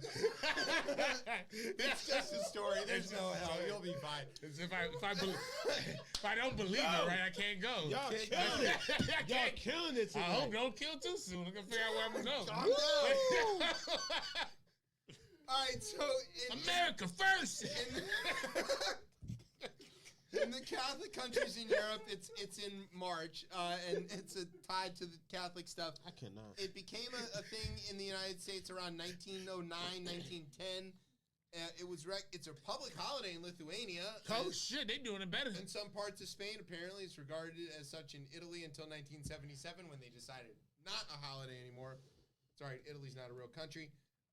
And it's a national holiday in Estonia, Samoa, equivalently in South Korea, where it's celebrated as Parents' Day, so they combined. That's good. Yeah, Sikhs Asians do that, yeah. Have it on 29 December, so, that's pretty good. In the U.S., like I said, it's roughly 130 years old, give or take, or 120 years old. Okay. So it's been around for a little while, a little longer than Mother's Day. Of right? course. Obviously. Of course it was. Well, it's like since the 1500s Exactly, in yeah. Catholic Yeah. and Coptic, I should say, they also have a St. Joseph's Day. So it's been around for a while. Yeah. Okay, so let's talk about it. So how do you, we'll ask everybody here, how do you celebrate your father, grandfather, other father figures on Father's Day? Because I would point out that, Father's Day, not everybody is in exactly the same situation, Right. so we all have to do, My daddy did. different things. My daddy did. Or Grandfather some people did. don't know their parents. That's true as well, you yeah. know, and Right. so whatever, like, this shouldn't be an isolating thing. So we'll go around. So, Pat, how do you celebrate Father's Day with not as the father, but, celebrate it? Those before me, Yes. right? Yeah, I mean, for me, it's usually about it's just my dad, at this point, so I make the, obligatory phone call. Of course. Right? My father had a stroke like 2 years ago. Okay. So, it means a lot more, Sure. So I'm there, I'm talking to him on the phone. And he's not local? He's No, not he's in nearby? Florida. Yeah, my pops is in Florida. Yeah, okay. Yeah, so I make the phone call, you know what I mean? We talk shit. He's still got a great sense of humor. What happened to you? Oh, yeah, bro, women. That's what happened to me. Okay. All right, so that's another. It's a that's different another- holiday. That's a different holiday. All right, so but What happened to you? what happened to you? Women. Brian, Yo. don't cut that one. Don't clip that together. It's Father's Day. That's all right. Right, That's it's my time. It's my time. Claiming my Just time. joking. It's my Well, time. International Men's Sorry, Day. ladies. Go ahead. Right. So, yeah, but beside that, for those that came before me, I got some keepsakes of my father. My grandfather. So I Okay. got my grandfather's fedora. There you You go. know what I'm saying? I That's got dope. that. You know what I mean? So I rock it every now and then. Right. I got a cane, which as I get older, I've been using that shit a lot more. As a cane, not just as a fashion piece. Right. Yes, we all it's have not, that just, did it's feeling not for the these drip days. just anymore. You know Right. what I'm saying? Foot hurt every day. Right. So that's me. You know what I mean? Yeah. So that's stuff like that. But basically, I just made that connection and call. What about you, Tez? How do Well, you do as I had mentioned, my daddy did, so we don't have that type of Father's Day anymore. Also, too, my father was a lunatic with these type of holidays. Okay. And he just did not. He thought whether it's birthdays, Father's Day. He hated him? He just found it to be, which we're gonna talk about later, about the kind of like commercialization of it, and like specifically around birthdays. He'd be like, one day out the motherfucking year, somebody think about you. Man, don't think about you any other fucking time of the year. And This they is think, explaining a lot about how you are. yeah, also, too, my father had me when he was 62. So, yeah, yes, damn. exactly. Yeah. So Wait, it's he gonna, had you at 62? yeah, I know. So, Tez yeah. was born 62 Your years daddy old. was a player or something. Yeah, Or yeah, something. yes. God, I'm just saying. He's an old Cuban man. He is an old age. I would have to have a kid 10 years, like 13 years from now. From now, Yeah. in order to be Yeah. your daddy. Yeah, That's exactly. crazy. That Yeah. is, and you imagine chasing kids I'm around impressed. that Yo, age? I'm impressed by you. He was still cutting the grass at like 80. It was crazy. you He's know, crazy. somebody's gotta do it. Somebody had to do it. He didn't like the way I did it. Jesus obviously. Christ. Oh, man, never did it right. Never did it correctly for him, so he would do it his fucking time. Anyways, that is, but he was always like, but we would still try to do stuff for him. I think he enjoyed it, but I think now as well too, whether it's like father figures or people who have been important in my life, especially with him passing, like just again recognizing them, and specifically the ones who like I look at who have been like actual fathers before me, and watching like them do a really excellent job at like supporting their families and supporting their kids, whatever the situations might be. Right? Just saying, yo, I'm thinking about you. So in my case, you know, I get my dad cards. Yeah. I try not to get him stuff too much. He has too much stuff. His house is full of stuff. Okay, so my mom makes sure that his house is full of stuff. So yeah, got all of my stuff. Got all of his parents' stuff. Got all of my mom's parents' stuff. There's a lot of stuff. So I don't give him stuff. But for me, like, I look at my dad. I had both grandfathers growing up. You know, and I see these guys as like, they're examples. They're not always examples of like things I want to do. Right. Sometimes they're examples of things I don't want to do, but that's still something that you can learn from. Huge. And you know, but by and large, you know, the way I try to celebrate it is to make enough of a thing about it, but not make too big a deal. Because my dad kind of, he likes a little recognition, but not a lot. He's not like me where, you know, out there begging for accolades and compliments all the time. He's like, I'm supposed to do this shit. Yeah, and it's kind of who he is wired to be. Right. Like, when I was younger, I used to ask my dad, like, you know, what do you want to be when you grow up? And he would say, I want to be retired because I want to read the paper on the day that it comes. And he's like, everything he did, he took the job that he did and moved to Washington because he wanted to, like, have kids and coach baseball.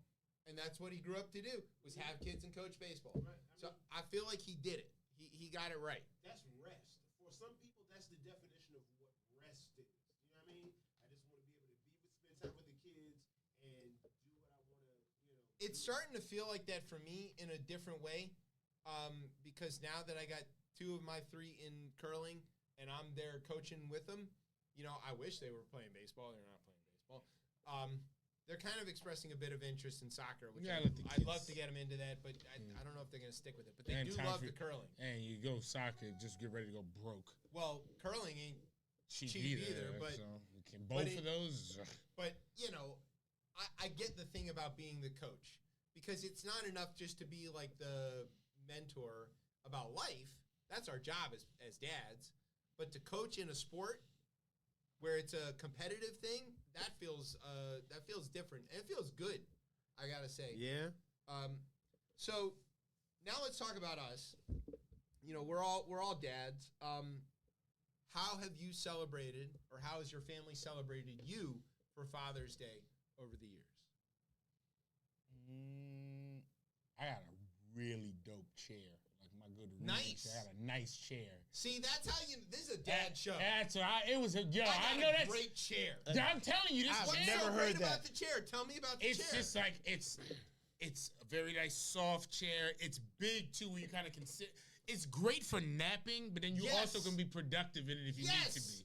So like, if you need to lean back in, like I could lean into the chair. Is it a baseball chair? It's not.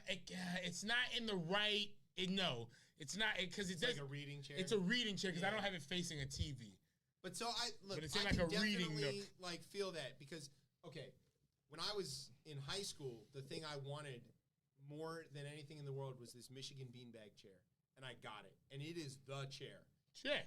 Until I got my grandfather's recliner. They different chair. That is the chair. Who'd you get that from? That's where you all got this shit from. My grandfather, when he passed away, you know, he had this recliner. Okay. And my dad was like, "Do you want it?" And I was like, "Yes." Wow. Okay. I want this recliner. That's and dope. So that's dope. That's it. And and it's positioned perfectly. And I'm looking at the TV. I can watch baseball. And you know, and it's that also that feels a connection, right? That's it. Yeah. Oh hell yeah. Yeah, because like, you know, he was from Brooklyn. He's a big Dodgers guy and all that stuff. And he's unfortunately Jets guy too.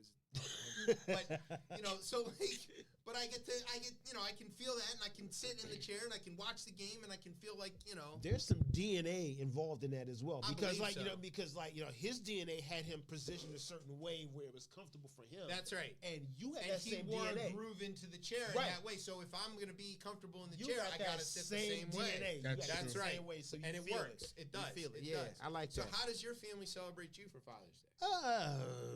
I mean, look. I mean, I get a lot of the classics. You know, of course. You know, as I was growing up, you know, I have 4 kids, right?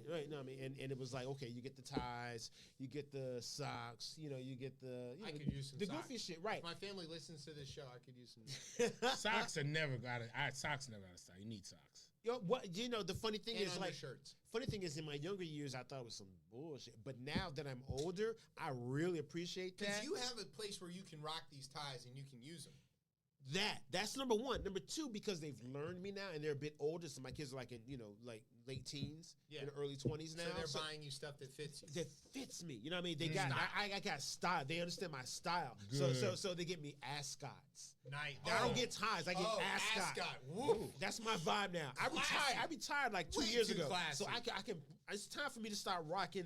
Yeah, You know, some like classy. I got the cane. I got the cane. Give me an ascot. You know what I'm saying? There we go. I think poetry gets better when you have an ascot too. Exactly. It's got to look right, brother. Let me. Yo, just out there set.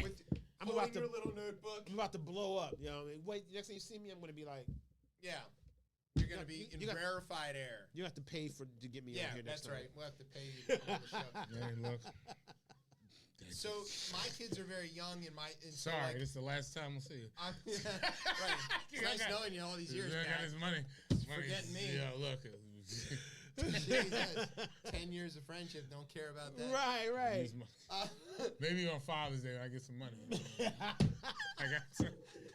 My aunt sends me $50 or something. Yeah, right. I'll go put There it in you the go. book. I know it's more expensive than that, but you know that's all we got. So I think that you know, I get a lot of the little kid. My kids are little still, so I get a lot of the little kid things. Cards, you know, I get the cards, them. the handmade cards, and you know the little crafts and stuff that they make. But I treasure that because I know there's going to be a time when they don't get shit made. I don't get nothing, or I get something that they bought or the last minute or whatever, and so like. This feels good right now while I can get Hold it. I know I'm not going to have it for long. So that really brings up the question, how would you have liked to have been celebrated? Is there anything that you wish that somebody had done for you on a Father's Day that you haven't ever really gotten before? Deep in thought. That's Not wise good for men. radio. Wise men are deep in thought. Peace and quiet. No, I'm yes. Peace and quiet. No, I don't. There's not. I mean, I feel like I'm celebrated enough throughout the year. That's kind of how I feel. I don't think I'm not really looking for a lot. I feel like this day I don't need this day. Yeah. I get enough. Yeah, I'm good personally. If there's a way to be celebrated, I don't know. Like, remember when Bandit was like, right, every time I come in the room, you're all supposed to clap and say, "Daddy's here." Yeah, that's kind of how I feel. Like it's. Let me say, there is no better feeling than walking into a room when your little ones. They go recognize you, and they're like, "Oh my God, Daddy's!" Yeah. And they just bring up and just do a dance or whatever they do, and acknowledge that you've entered the room. Yes, that is Father's Day. That is Father's Day. That is Father's Day. Yes, and that can happen on a random Tuesday in fucking October. Right, exactly, exactly. Yeah, so that's keep a beautiful doing that. That's the moment that we live for, right? But let me say, I got a list. Okay. Oh, good. So I'll say. I think if I now think about this, right now as I think about this, I'm like, if I need to come up with some stuff, right. So like, I remember, you know, man, the one time that I got a brother. I have a younger brother. So the one time I became the favorite son, was when I got my parents 2 tickets to see Stevie Wonder. Yeah. See, that's a move. I became the favorite son at that point. They got like front 10-row tickets to go see Stevie Wonder. My mom was like in her 60s. My dad was in his 70s. That was the moment I became the favorite son. That like so when your kids think about you in that regard, you know what I mean? Like if I were to get concert tickets, I would be on stage. See, I pulled that several times. I won tickets to Mark Knopfler. I called my mom. I said, Mom, you're going to see Mark Knopfler. She was like, for real? Yeah. Right. I got them Paul McCartney tickets. Okay, see, you know, right there. I went with him, of course. But like, I got my mom and my grandmother tickets to see Sade, and I didn't. Oh my God! And I didn't have enough money to get my own ticket. Oh for that. My God! You did it right there, though. Yeah, that was perfect. I know you. I know you. That hurt. That hurt. Still, they loved it. It was like, it's the greatest show. I was like, Let me tell you, I took a girl to see Sade. It changed my life. That's all I'm gonna say. That's all I'm gonna say. Yeah. All right, so but you still did the right thing. I did the right thing. You still did the right thing. So I think it's interesting that all of us are like expressing our way of showing real appreciation for our parents or those before us through taking them to experience music. Yeah. Because I mean, like I've taken my mom to several important concerts. Like I took her to see Willie Nelson because I was like, mom loves Willie Nelson. Willie Nelson's very old. Right. We're gonna go see Willie Nelson. We got to do this, right? It's like, and those are the kind of things where I don't know. Is that? Do you think other people do that? I would hope. I mean, me and my mom, we went to see Nas at the Kennedy Center. Right. Oh, you took your mom to see Nas with the NSO. Yeah. I was watching that on PBS. I saw that shit on PBS. Yeah. I taped it. He's back. I saw it too. Yeah. He's back for what's the name? He's got a Wolf new Trap. 30th anniversary for Illmatic at Wolf Trap. Yes. Incredible. Shout out to Diana. She programs Wolf Trap. So. All right. So do you think this day really means as much, as people make out, or is it just some sort of, commercial bullshit? Go ahead. It is commercial. Like, it is that. Dads and grads. We don't even get our own day. Yeah, exactly. It is commercial. I mean, but this is a consumer-based society, and Please keep spending. You need to keep doing this. Please and keep it's like, doing that. Once the whole charade is up, all this shit kind of falls down. Like, all collapses right there. I mean, like, it's that. I mean, it's Mother's Day, too. I mean, Valentine's Day. Shit, Juneteenth. I was on an elevator. Are there Juneteenth sales yet? Yeah, they're coming soon. They're trying to figure it out. They're trying to figure out a tasteful way to do it. Right. Because they've done a few in the KFC, don't. Yo, whatever you're thinking, don't. Yeah, just stay away from that. But I heard people. Don't do it. I heard like folks even with that holiday just like, oh, we got a day off, and like just like and like someone, and it's someone from I think they were from Brazil. They were in the elevator, and I'm just talking. They're like, but she's like, I'm so bad with U.S. holidays, but I think there's one this Wednesday coming up, and it's like in my mind, I'm the only black person sitting on there. I'm like, oh shit, this is crazy. What people? I didn't even know people used to know about. This is only 2 years. We've gone from it didn't exist to now. It's like only black people. I'd only heard just black another folks day off talking about Juneteenth before. I never looked like it becoming into like national prominence. But yeah, all this shit is to sell things. Yeah. I don't want to get too far away from what we're talking about, but Juneteenth was a thing in my family before it was Juneteenth. Of course, you know what I'm saying? Yeah. You know what I mean? Because my family had their own date prior to what we know as Juneteenth. Yes. It was in May. I think it was May 20th or something. You know what I mean? So like every family sometimes have their own equivalent. Reminder of what the emancipation was. Emancipated, yes. Right. So, but anyway, but we call it Passover. Right. You know what I'm saying? So everybody, which is a little sooner than the others. Right. I would say for me though, like I think that. Yeah, you're right. It is just it's strictly like a capitalistic fucking sells Hallmark holiday. Right. But like beyond that, I think that like for us, for us, it would have meaning if we just pay attention to whatever our and I hate to say this shit, whatever our love language is. Yes. Yeah. You know what I mean? You know what I mean? No, Because for some of us, it just your kid. You don't want your kids to come to you and be like, "Yo, Dad, I really appreciate you for what you've done," and that's all you freaking need. All I want is a day where you don't ask me for shit. Right? You know what I mean? And for other kids, for other parents, for other dads, it may be like, "Oh, Dad, here is this." Yeah. You know what I mean? So whatever it is, depends. Yeah. It just depends on what it is. Everybody's different. Right? You know what I mean? So that moment will change, will affect you, not change you, but affect you. Right? And I use it as an excuse my damn self. I be like, I'm gonna buy myself some nice shit. So like that's another thing. I use it as my an wife excuse. gets mad at me. She's like, I had I went crazy after we won the Natty, right?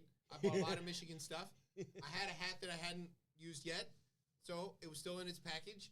I gave it to my wife. I said, "Here, you can give me this for Father's Day, because I don't want any more stuff." Yeah, just hand. But I already have this here, and my wife knows. I don't know what to get him. Something with Michigan on it. Here you go. And then because somebody gave me golf clubs, and then I had to put covers on the wood so they didn't knock around in the cheap golf bag that I got. I found $20 Michigan covers. She saw me open the box, and she goes, "Great, now I got to take that out of my cart." I was like, I didn't know you were going to do. Like, what am I going to? She's like, you're impossible to buy anything for because you buy all your own I shit. buy so much shit for myself. Yeah, I'm like, don't get me. I don't need any more stuff. Because if I want it, I've already got it. Yes. It's crazy. I just, I wanted that model rocket. I bought it. I built it. I launched it. What did you want? You know, I mean, it's... It blew up. It's gone. Yeah. What the fuck? It's in a tree now. You gotta start leaving breadcrumbs, and you can't. I don't even want that. I don't want that. I would rather... But they want it. They want to give. Yeah. It feels weird. That's a weird thing. You know, we got to remember that, I don't like too. accepting gifts. Sometimes we have to allow them to do whatever it makes them feel good. That's a dad and thing, it's sometimes too. It's a real dad thing. Even if it doesn't make you feel good, you got to let them do the shit that makes them feel good. like they did something. So you got to be like, oh, my God, thank you. I got to sit in this bed till noon to wait for you to bring me breakfast in bed. I would rather be up playing golf or or whatever, you know what I mean?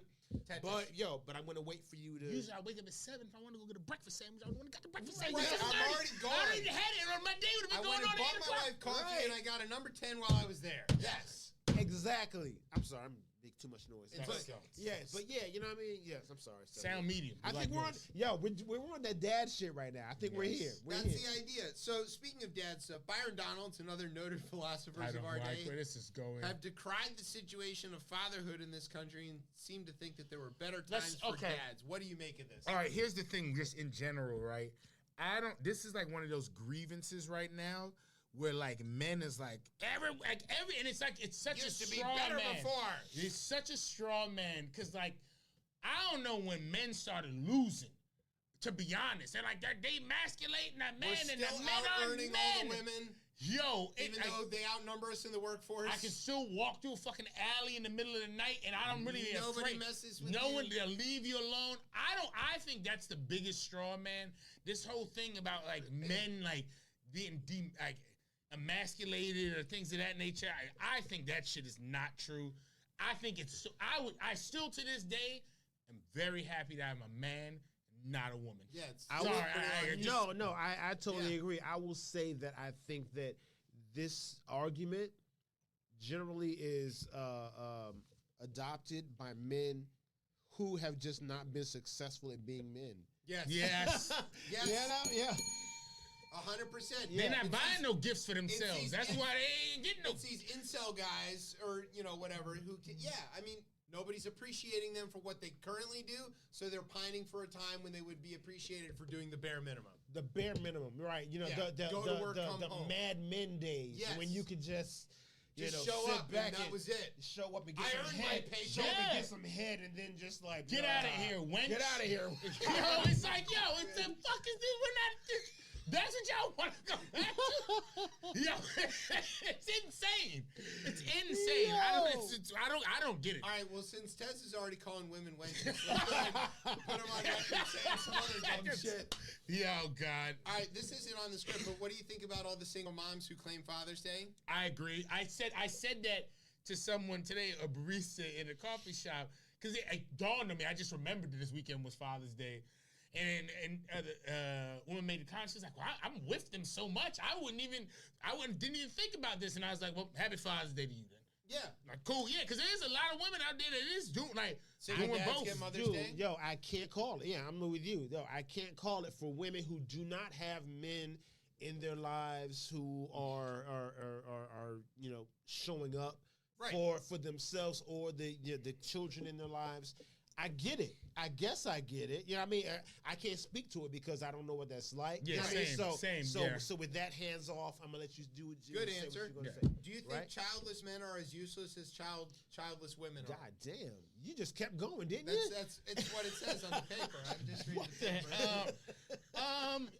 I learned from the Southern Baptists that women are only useful if they can have children. That's it. That's all. Yeah. If you don't want no kids, hey, look. Wait till I tell you about my TEDS talk. I got you. Look, we're underpopulated. Hey, I am. But you know what? I got a solution for that. Immigration. There it is. All right. Speaking of which, let's go right into that TEDS talk. Wait, no. I think you went too far past. I think you went too fast past that. No, I didn't. Unless you got time. there's a break, and then there's jokes we did. Oh, okay, all right. I'll shut up. We have to let him do the sad stuff, then we do the funny stuff. All right. Look at these dead ass birds. Or humans. Remember, you were there for that. You were. That's your there. voice on that. That was. Yeah, it is. Yeah, you were definitely there for that. Wow. I don't know if folks have been keeping up with this, but there's been a rainstorm in South Florida. Oh. And this rainstorm has dropped 10 to 15 inches of water. It is a very... Trump told us that just makes more beachfront property, which is objectively untrue. It makes less beachfront property if the water rises. It takes up less. DeSantis just put out it's a state of emergency that's in there. People are shocking. in their canoes. I mean, you got to put that in because he wants the federal government money as well. Right, of course he does. We're getting real close to what this is gonna look like going forward. Everything south of Okeechobee is not inhabitable. Yeah, See you later, Miami. And I'd be very worried about the insurance collapse that's gonna happen in this country. There's already that. It's going to happen. Florida's already on it. There is no insurance available for homes in Florida. The state insurance company disbanded. Yeah. They were the insurance of last resort. All of the national carriers left Florida a long time ago. I think you look at what Flagstaff, I think might have hit 120, maybe either today or it was yesterday. Yesterday, I think it was. Yeah, whether it's heat, whether it's water, this climate is changed, and I still have hope that, again, humans, they move. But that's the thing. Migration is about to be a different thing, that we've never seen in this, couple millennia. We haven't seen anything like this since Noah. Yeah, right. No one has seen anything like this, and people are going to be on the move. I don't know, people I've known in Florida who are there now, they're like, I've never seen anything like this. They've never seen, it's like, I've talked to people today around it that was there that can't get back to D.C., because they're stuck behind the floodwater. Yeah, it's, flooding, obviously, in the streets. The airports are flooded. I've been in Miami at high tide. High tide, yeah. The king tide. It's just, but that's a twice-a-day occurrence. Yeah. Is that all of Miami Beach is underwater. The A1A is impassable for a couple hours every day. And this is only going to get worse. By miles. So, I don't know. It's or kilometers, I guess we have to start talking. Wow. When we move to Canada. I don't know. I think, it's... Some of the pictures out of this are insane. To watch downtown Fort Lauderdale look underwater. According to half this country, it's not happening. No, but soon it will happen. Yeah. So that, again, do you think South Florida Trump voters understand climate change, as their apartments on the third floor are full of water? Yes. I'll say yes, only because South Florida voters aren't the same as the rest of Florida. Like my parents live in Jacksonville, which is North Florida. I know, yeah. Right, you know what I mean? So that's that's Florida country. man, That's Florida. Trump, that's Oh, DeSantis country. Yeah, right? for sure. So so they don't necessarily believe it, but I'm from Florida, so I got cousins and family who are in Central Florida as well, Daytona Beach. Okay. They get flooded all the time. All the time. So they kind of get it. So depending on how it affects you, I think it will register. When your shit washes away, yeah, you're going to be like, oh. Yo, maybe I'm not voting correctly. Or you know what I mean? You're Or going to maybe say that this was erosion and El Nino and it's because Joe Biden put windmills. Okay. I don't think so. That's going to be a reach. I the think water is hot. You're going to be a lot more practical in your thinking when you're actually underwater. You would hope, right. The water in the tropics in the Caribbean and in the Gulf is extremely hot. Hot that you don't want to get in it hot. Yeah, it's just gotten to a level 90-something degrees. But that is moisture that it has to it's going to go. You're talking about things that are reasonable and understandable for people who get physics and science. You don't watch Topper Shut? Man, this shit is a fucking They look talks right about this past this stuff all the Topper time. Shut. Capucci I've talks not heard about it that all the name time. in a minute. Yes. Chuck Bell explained this to me several times. Tony Perkins? He's not a weather guy. He was a weather guy. He was not, was he? He was a desk guy. He's always been a desk guy. Tony Perkins was. Was he a weather guy? Y'all don't remember. When? Y'all don't Tony remember Perkins? before he went to ABC? Oh, yeah. On Fox? I don't remember that When shit. he was on Channel 5. Yes, he was the weather guy. On Channel 5. Yeah, see, that's crazy. People don't think of Tony Perkins as the weather guy. Wow, he eclipsed been so long. It has been a long time. It was, yes. Because now he's on the morning with Jimmy. But yeah, I don't know. It's looking scary. Have as much fun as you can right now. I'll tell you that. Enjoy your life. Enjoy your family. Speaking of fun. Lord. Okay, here we go. All right, thanks, Tez, for scaring the shit out of all of that. All right, so that's what I do in a second. That's what I'm here for. Inspired by the segment that I created that SNL stole from me. We're gonna be inspired by it. Inspired by myself. There, okay. We're gonna play this game called Jokes We Didn't Write. All right. And the way this works is I wrote jokes for Pat, for Brian, and for you, Tez, and we're gonna each take turns reading the jokes that the other guy wrote for us, and I guess somebody wrote some for me. I wrote one for you. I wrote one for Brian. I wrote none. That's right. As usual, Ring I don't the bell. Brian, yours is at the bottom of the dot. If you scroll down to the very bottom, I don't of the do much dot, work around here, and it'll be there. I just put it there. All right, so here you go. Those are yours. All right, that's mine. These are yours. And this is I'm yours. gonna go send. Okay, well here, just hold it off to the side for a second. Okay. Here you go, Brian. Lord. I've never looked at this paper. I've never looked at this paper. With that. So the idea. The words I am saying are not my own. No, you don't get to say that. Oh, sorry. You have to claim it The all. idea here is that this is a blind read. And you don't get a chance to put any editorial context or anything. So, I think we'll just go around, right? We'll go Tez, Patrick, Brian, me. I only got one. So go ahead, Tez, take it away. All right, here we go. Hopefully I can read. I like Father's Day because I love my wife and kid, especially while they're at. Oh God, I gotta look at mine early because I can't do that when he's doing. I like Father's Day because I love my wife and kid, especially while they are at home and I am playing golf. Yes.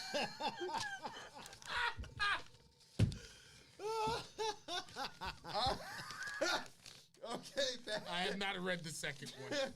All right. Here we go. All right, I'm gonna start. Working with the arts is a fulfilling career, one that I love, and that it fully fills venues with poetry, but never my wallet.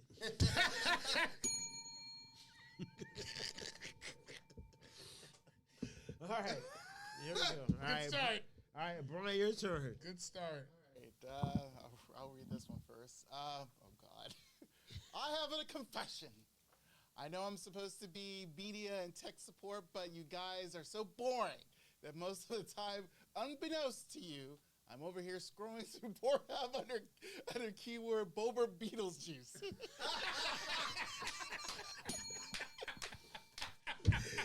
Woo! Oh man, I think there's gonna be a theme. 77-year-old Pat Sajak has officially handed over the Wheel of Fortune host job to Ryan Seacrest. Viewers knew Sajak was beginning to sound like your racist grandpa when he kept refusing players from using the letters C, R, and T. It's a very Jada Joe's joke. It was. All right, let's see.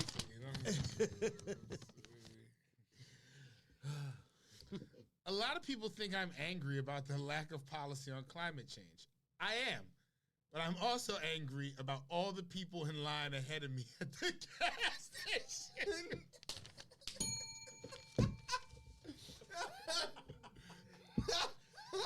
Yo!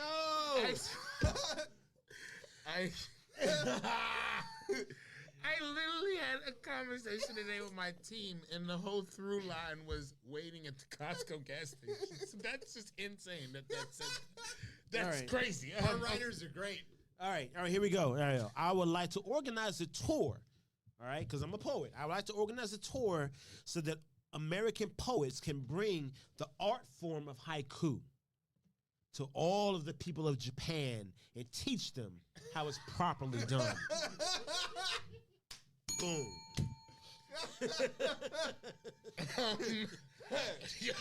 Because they don't know. Amazing. Yes, amazing. linguistic appropriation going on right there.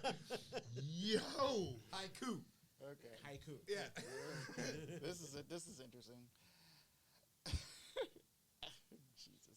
As someone who spends a lot of time watching porn, I also think Caitlin Clark should be on the Olympic team. Okay, I'm here for it though. I'm here for that. Light bell on that. What the hell? I don't have anything. Oh, I guess it's back to me again. Nobody else wrote anything. There we go. All right. Oh, God. I knew this was coming. Going to be. This is the most writing I've ever done for this show, and Chip did it for me. Yep. I did a little writing today, too. Don't worry. I did a little writing today.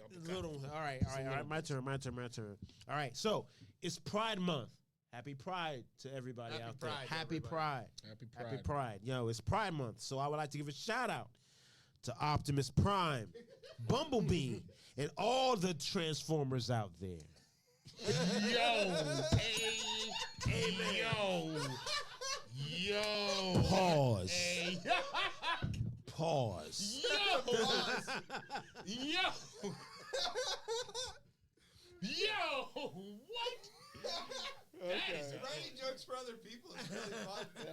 Very. Next year. Yeah. Okay. Brian. You're going to love this. The only reason I don't also jump the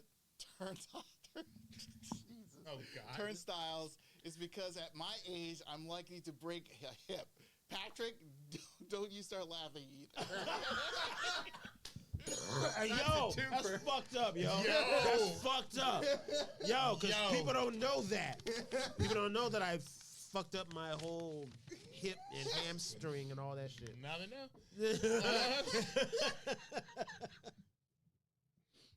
It's fucked up, yo. What did I write for number 4? I don't even remember.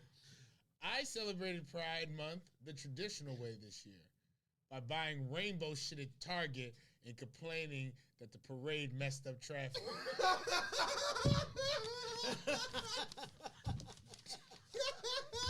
Y'all having a gay old time. I can't get around the fucking city.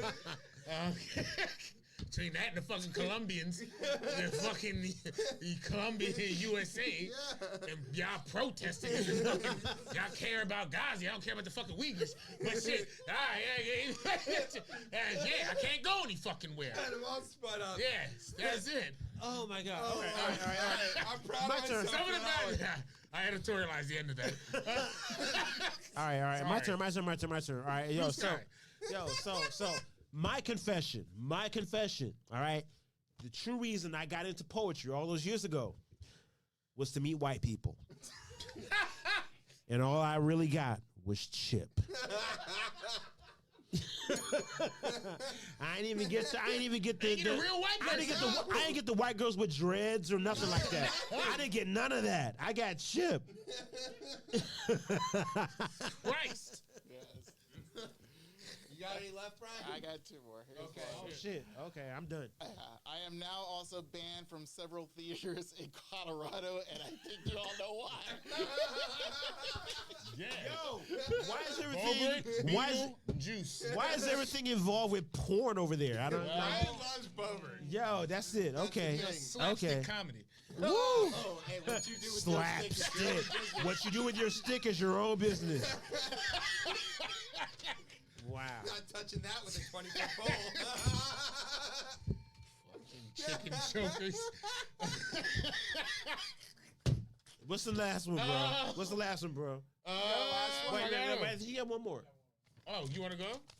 You have one more? I have another one, too. Oh, okay. Yeah, you got 2 more. Oh, God, I have 2 more. Did I do it? What the fuck? Okay. Right-wing parties recently swept elections in Europe. I recently renewed my English passport for reasons. Yo. Yeah, I'm going to start a business in England. That's why. Oh, yeah. Pro-business. About to take a field trip and shit. Exactly. Woo. All right, this is my last one. No one's from England anymore. Just bring your camera. That's all I'm saying. So just like just like Tez here. I have been ashamed to admit until now, but I voted Republican several times, including in 2016.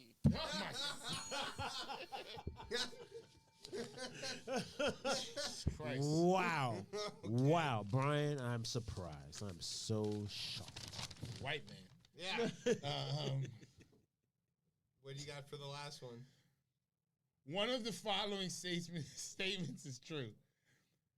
Liz Cheney is my hero, and I was on time today. I was on time. I got here at 9:29. Well, that means I got here at 9:29. I was on time today. All right. And you got a last one, I think. Oh, yes, I do have a last one. Yeah. What do you call a white guy who hangs around a black radio station all the time? What? Brian.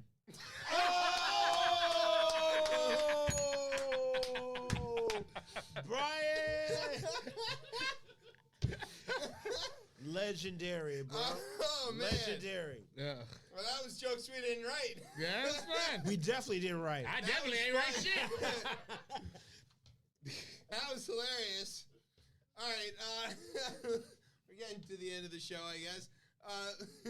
Let's Porn jokes to hot dogs. Yeah, let's talk about hot dogs. All right, so as everybody knows, 4th of July is coming up, and that means the Nathan's famous hot dog competition there on Coney Island, where name another competitive eater besides Joey Chestnut. You can't. Who's my Asian brother who used to kill? Yeah, that was a long time ago, till Joey, totally swamped him. He did. Yeah, so this guy, Joey Chestnut, he's the only one anybody knows. He's the reason ESPN covers this. It's like a whole thing, right? Yeah, because the white man got it and took it when there was no one cared. It's an American competition. It should be an American guy who does it. Big Caitlin Clark type stuff. Yeah, that's right. So anyway, Joey Chestnut cut a few commercials for the folks over there at Impossible for their Impossible hot dogs, and well, Nathan's banned him.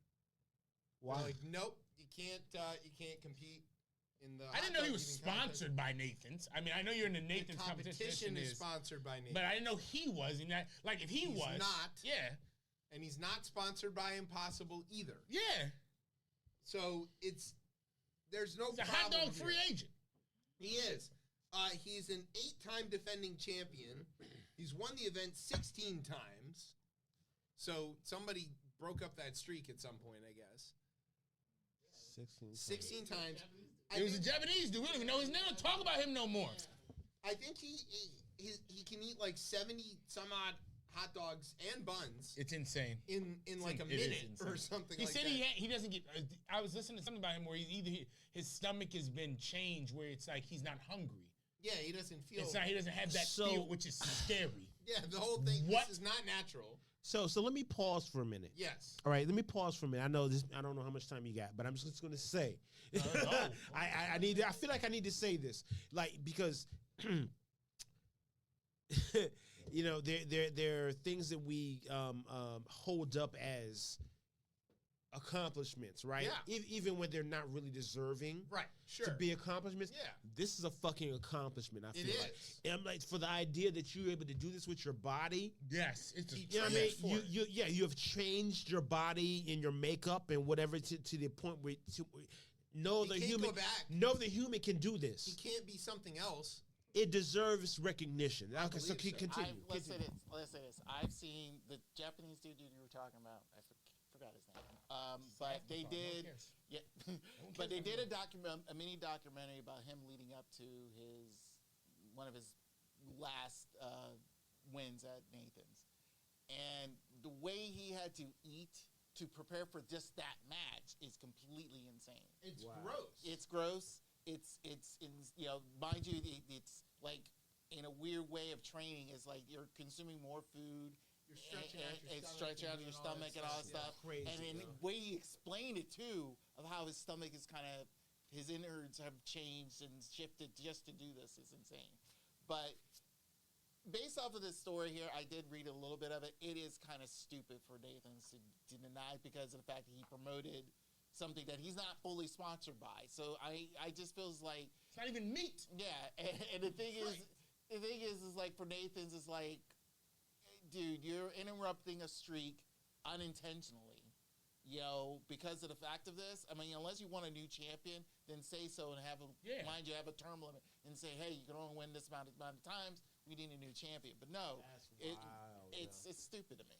They said, quote, Joey Chestnut is an American here. This is what Nathan said, or Major League Eating, I'm sorry, which is an actual organization. MLE. Yes. Yes. It says right here, MLE and Nathan's went to great lengths in recent months to accommodate Joey and his management team, agreeing to the appearance fee and allowing Joey to compete in a rival unbranded hot dog eating contest on Labor Day. For nearly 2 decades, we have worked under the same basic hot dog exclusivity provisions. What a sentence. The fuck? However, it seems that Joey and his managers have prioritized a new partnership with a different hot dog brand over our long-time relationship. Joey Chestnut is an American hero, and we would love nothing more than to have him at the Nathan's famous International Hot Dog Eating Contest. We hope he returns when he is not representing a rival brand. He did some commercials for them. He's not representing him. He's not going to wear their shirt while he's eating your hot dogs. He's there standing under a giant Nathan sign. I don't know how much more. Fuck do they need? And you get on ESPN to watch this guy eat this under your sign. Another hustling backwards. Yeah, I feel like this is dumb because now we're talking about it and laughing at them. Or it allows them to hit we've thought about this and we've changed this right beforehand, and then everybody sits down to watch. Because Joey's back. It could be a whole ploy. Yeah, maybe they come out with a reason to let it back in. Yeah, and then everybody's going to go within watch. the next he's got 3 weeks. Right. It's about right. Yeah, he's got 3 weeks. It's about right for them to have had a change of heart or to come to some sudden contract negotiation. Yeah, I think this. I don't know, man. This could be. It's a little bit like those fake rap beefs. Yeah. I don't know. All beef hot dog, all beef wrap. Jesus Christ! Like those random before the Super Bowl commercials come out, and they do these weird things that we're killing off Mr. Peanut, and then it turns out he's there. Or, the M&Ms, they got the green one with the sexy. Well, let's say this by that show in July, the first show of July, after the 4th of July. We'll give an update on this. Yeah, we'll have an update on this. It might be a new winner. Yeah, it could be us. You never know. Be honest though, there's only one hot dog anybody should be eating. Hebrew National. Oh yeah, that's the only friggin' hot dog. That's my choice. And for obvious reasons. Obvious reasons. But no, there's not a better one. I don't think. I don't buy anything else. Yeah, except I now the Giants got the half smokes. Ben's half smokes. Ben's half smokes. Spices. I had. This is going to be terrible. Maybe we don't have this clip here. Never really been a big fan of Ben's, personally. Never been a big fan, personally, for me. Never really tired. It's okay. You're entitled to your opinion. Exactly. Everybody else loves it. I get it. It's not for me. I did have a half smoke and I actually like the hot dog. Sometimes everything on it to me is a little too much for it. I like a half smoke all the way. Oh, yeah. Spicy. I had spicy. I had one at Nats Park for the first time. Not a real one. It was really good. I'm sure it's good. Really good. It's not off that grill. I will say, I have made. I like the ones that I get at Giant. And I do them on the grill over charcoal. Yeah. Put a little char on them. That's not the way they come off the grill at Ben's at all. No. But I gotta say, I like them. Pretty good. Little cheese, little chili, little onions. Little cheese, a little chili, a little onions. Yeah, That's little. the key. You don't want to overwhelm the half smoke. Exactly. That's why I've found a few times I I've went there and the shit was overwhelming. Too much cheese will wreck it. Yeah. I just need to. Too much onion, not a problem. Because to be honest, I'll go to the friggin' guys on the street and grab a fucking half smoke. Hey, dynamite. Yeah. So what's the chili? What's the deal with the chili though? You gotta have chili. Yeah, the chili on it, but it's enough. But not just too much. Enough, not though. too much. Sometimes it's too much. The sweetness of the chili, it's helpful. But I don't want balance of spice. I don't want all of that on because I want to taste the spice. Yeah. Gotcha. All right, now for the last story tonight, which is the most chip chat story you could possibly imagine. Yeah. Fed Watch. Inflation is improving, but prices are still growing faster than normal. The economy is slowing, but not enough to convince the Fed that it can take its foot off the brake. So they had a record jobs last week. 272,000. Crazy. Jobs, keep making jobs. Yeah. Because we're in a recession. And inflation is at 3.4. And, they were showing, in this story, there's a graphic showing the interest rates and, where they are relative to other things. they're up. You know, the prime rate something like 5 point something, 5.25 and 5.5. It's between there. It's not. That's high in our standards. In our time, from zero rates. Because we're all living in this zero rate time post 2008. But like, if you ask anybody from the 80s, they're looking at you like, what the fuck is wrong with you? This is crazy low. 17%. Yeah, crazy. They all were paying 11, 12% on their houses. And people are whining at 7%. They think that's crazy. Volcker days? Ugh. Yeah.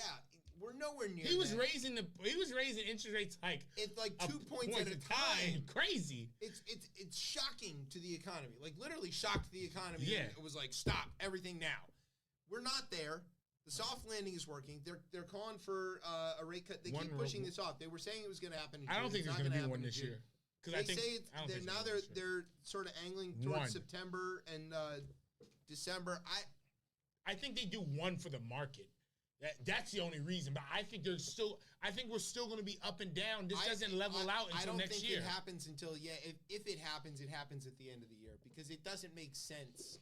The market's still strong, right? And everything else seems to be moving. And the other one as well too, which I know Jerome Powell is very, very he cautious doesn't want about. to look political. Yeah. So he won't do it before the election, even if it warrants. Yeah, and he would do the one. Obviously, at the end of the year, once we've settled, he can get away with it then, right? Yeah. He won't do it before November because he doesn't want to look like he's juicing the Biden economy. Exactly. Even if it's the right thing to do mathematically. Yeah.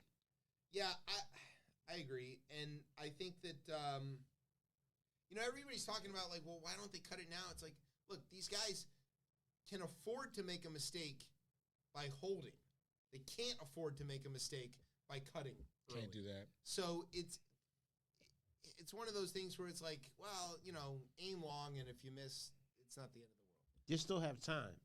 Yeah, exactly. There's a good amount of time. If it's you a know strong it's going to economy. take you an hour to get there, you give yourself an hour and a half, you're fine. But if you say it's going to take me an hour to get there and you give yourself 45 minutes, you're already in trouble.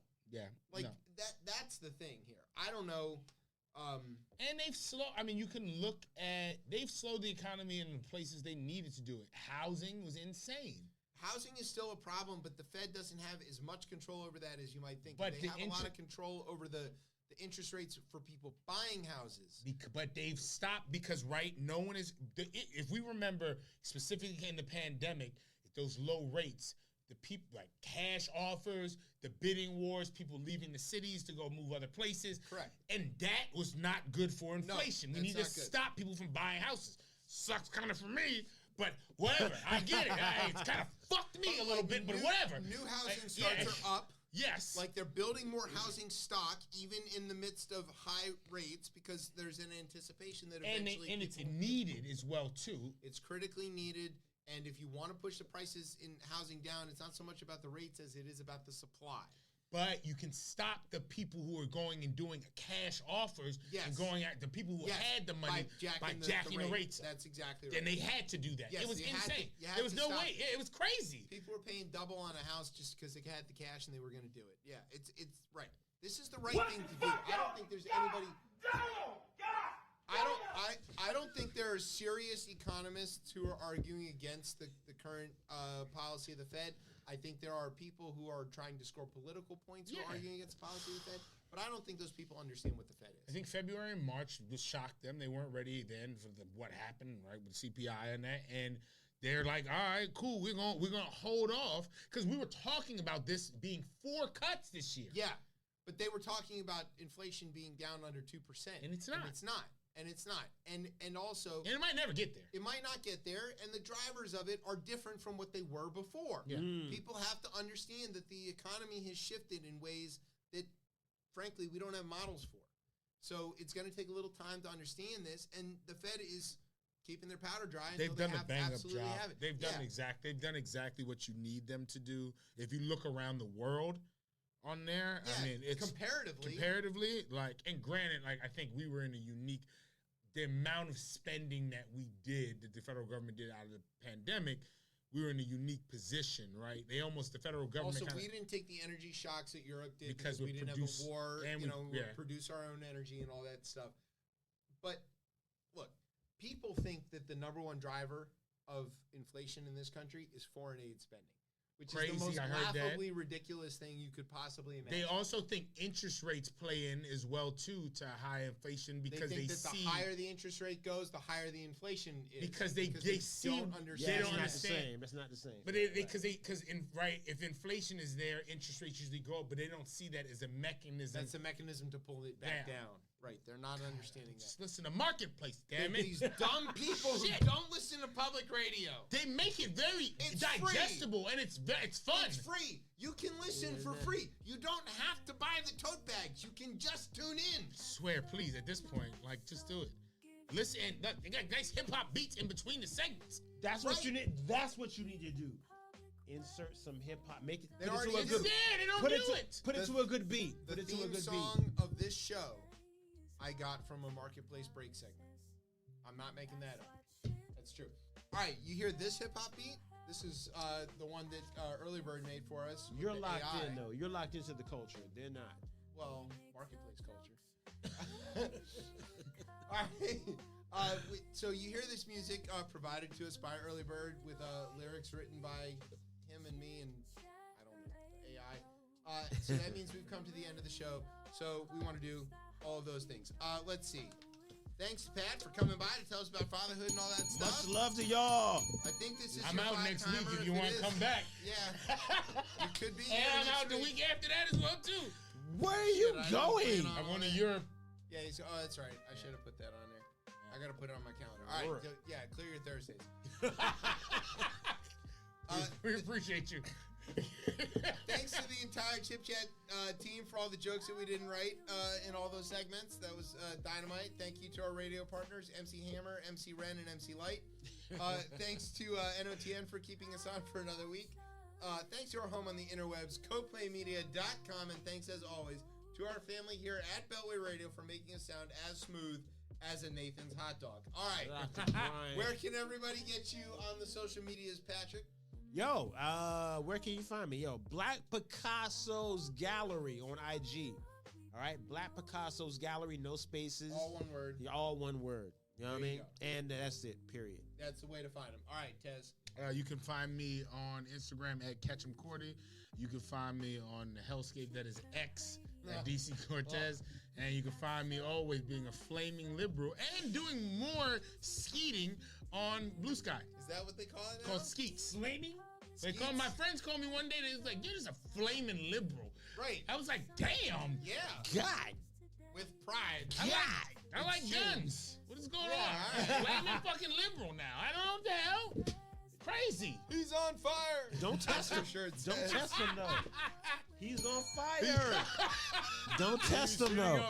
Don't test him. All right, and you can find me and the show on Twitter at ChipChatRR. You can find us on Facebook or Instagram at RipChipChat. And you can, of course, find us every Thursday night here on Beltway Radio and beyond. I'm Chip. That's Tez. That's Patrick. That's Brian. You've been listening to Chip Chat on Beltway Radio and beyond. Sweeps. Sweeps.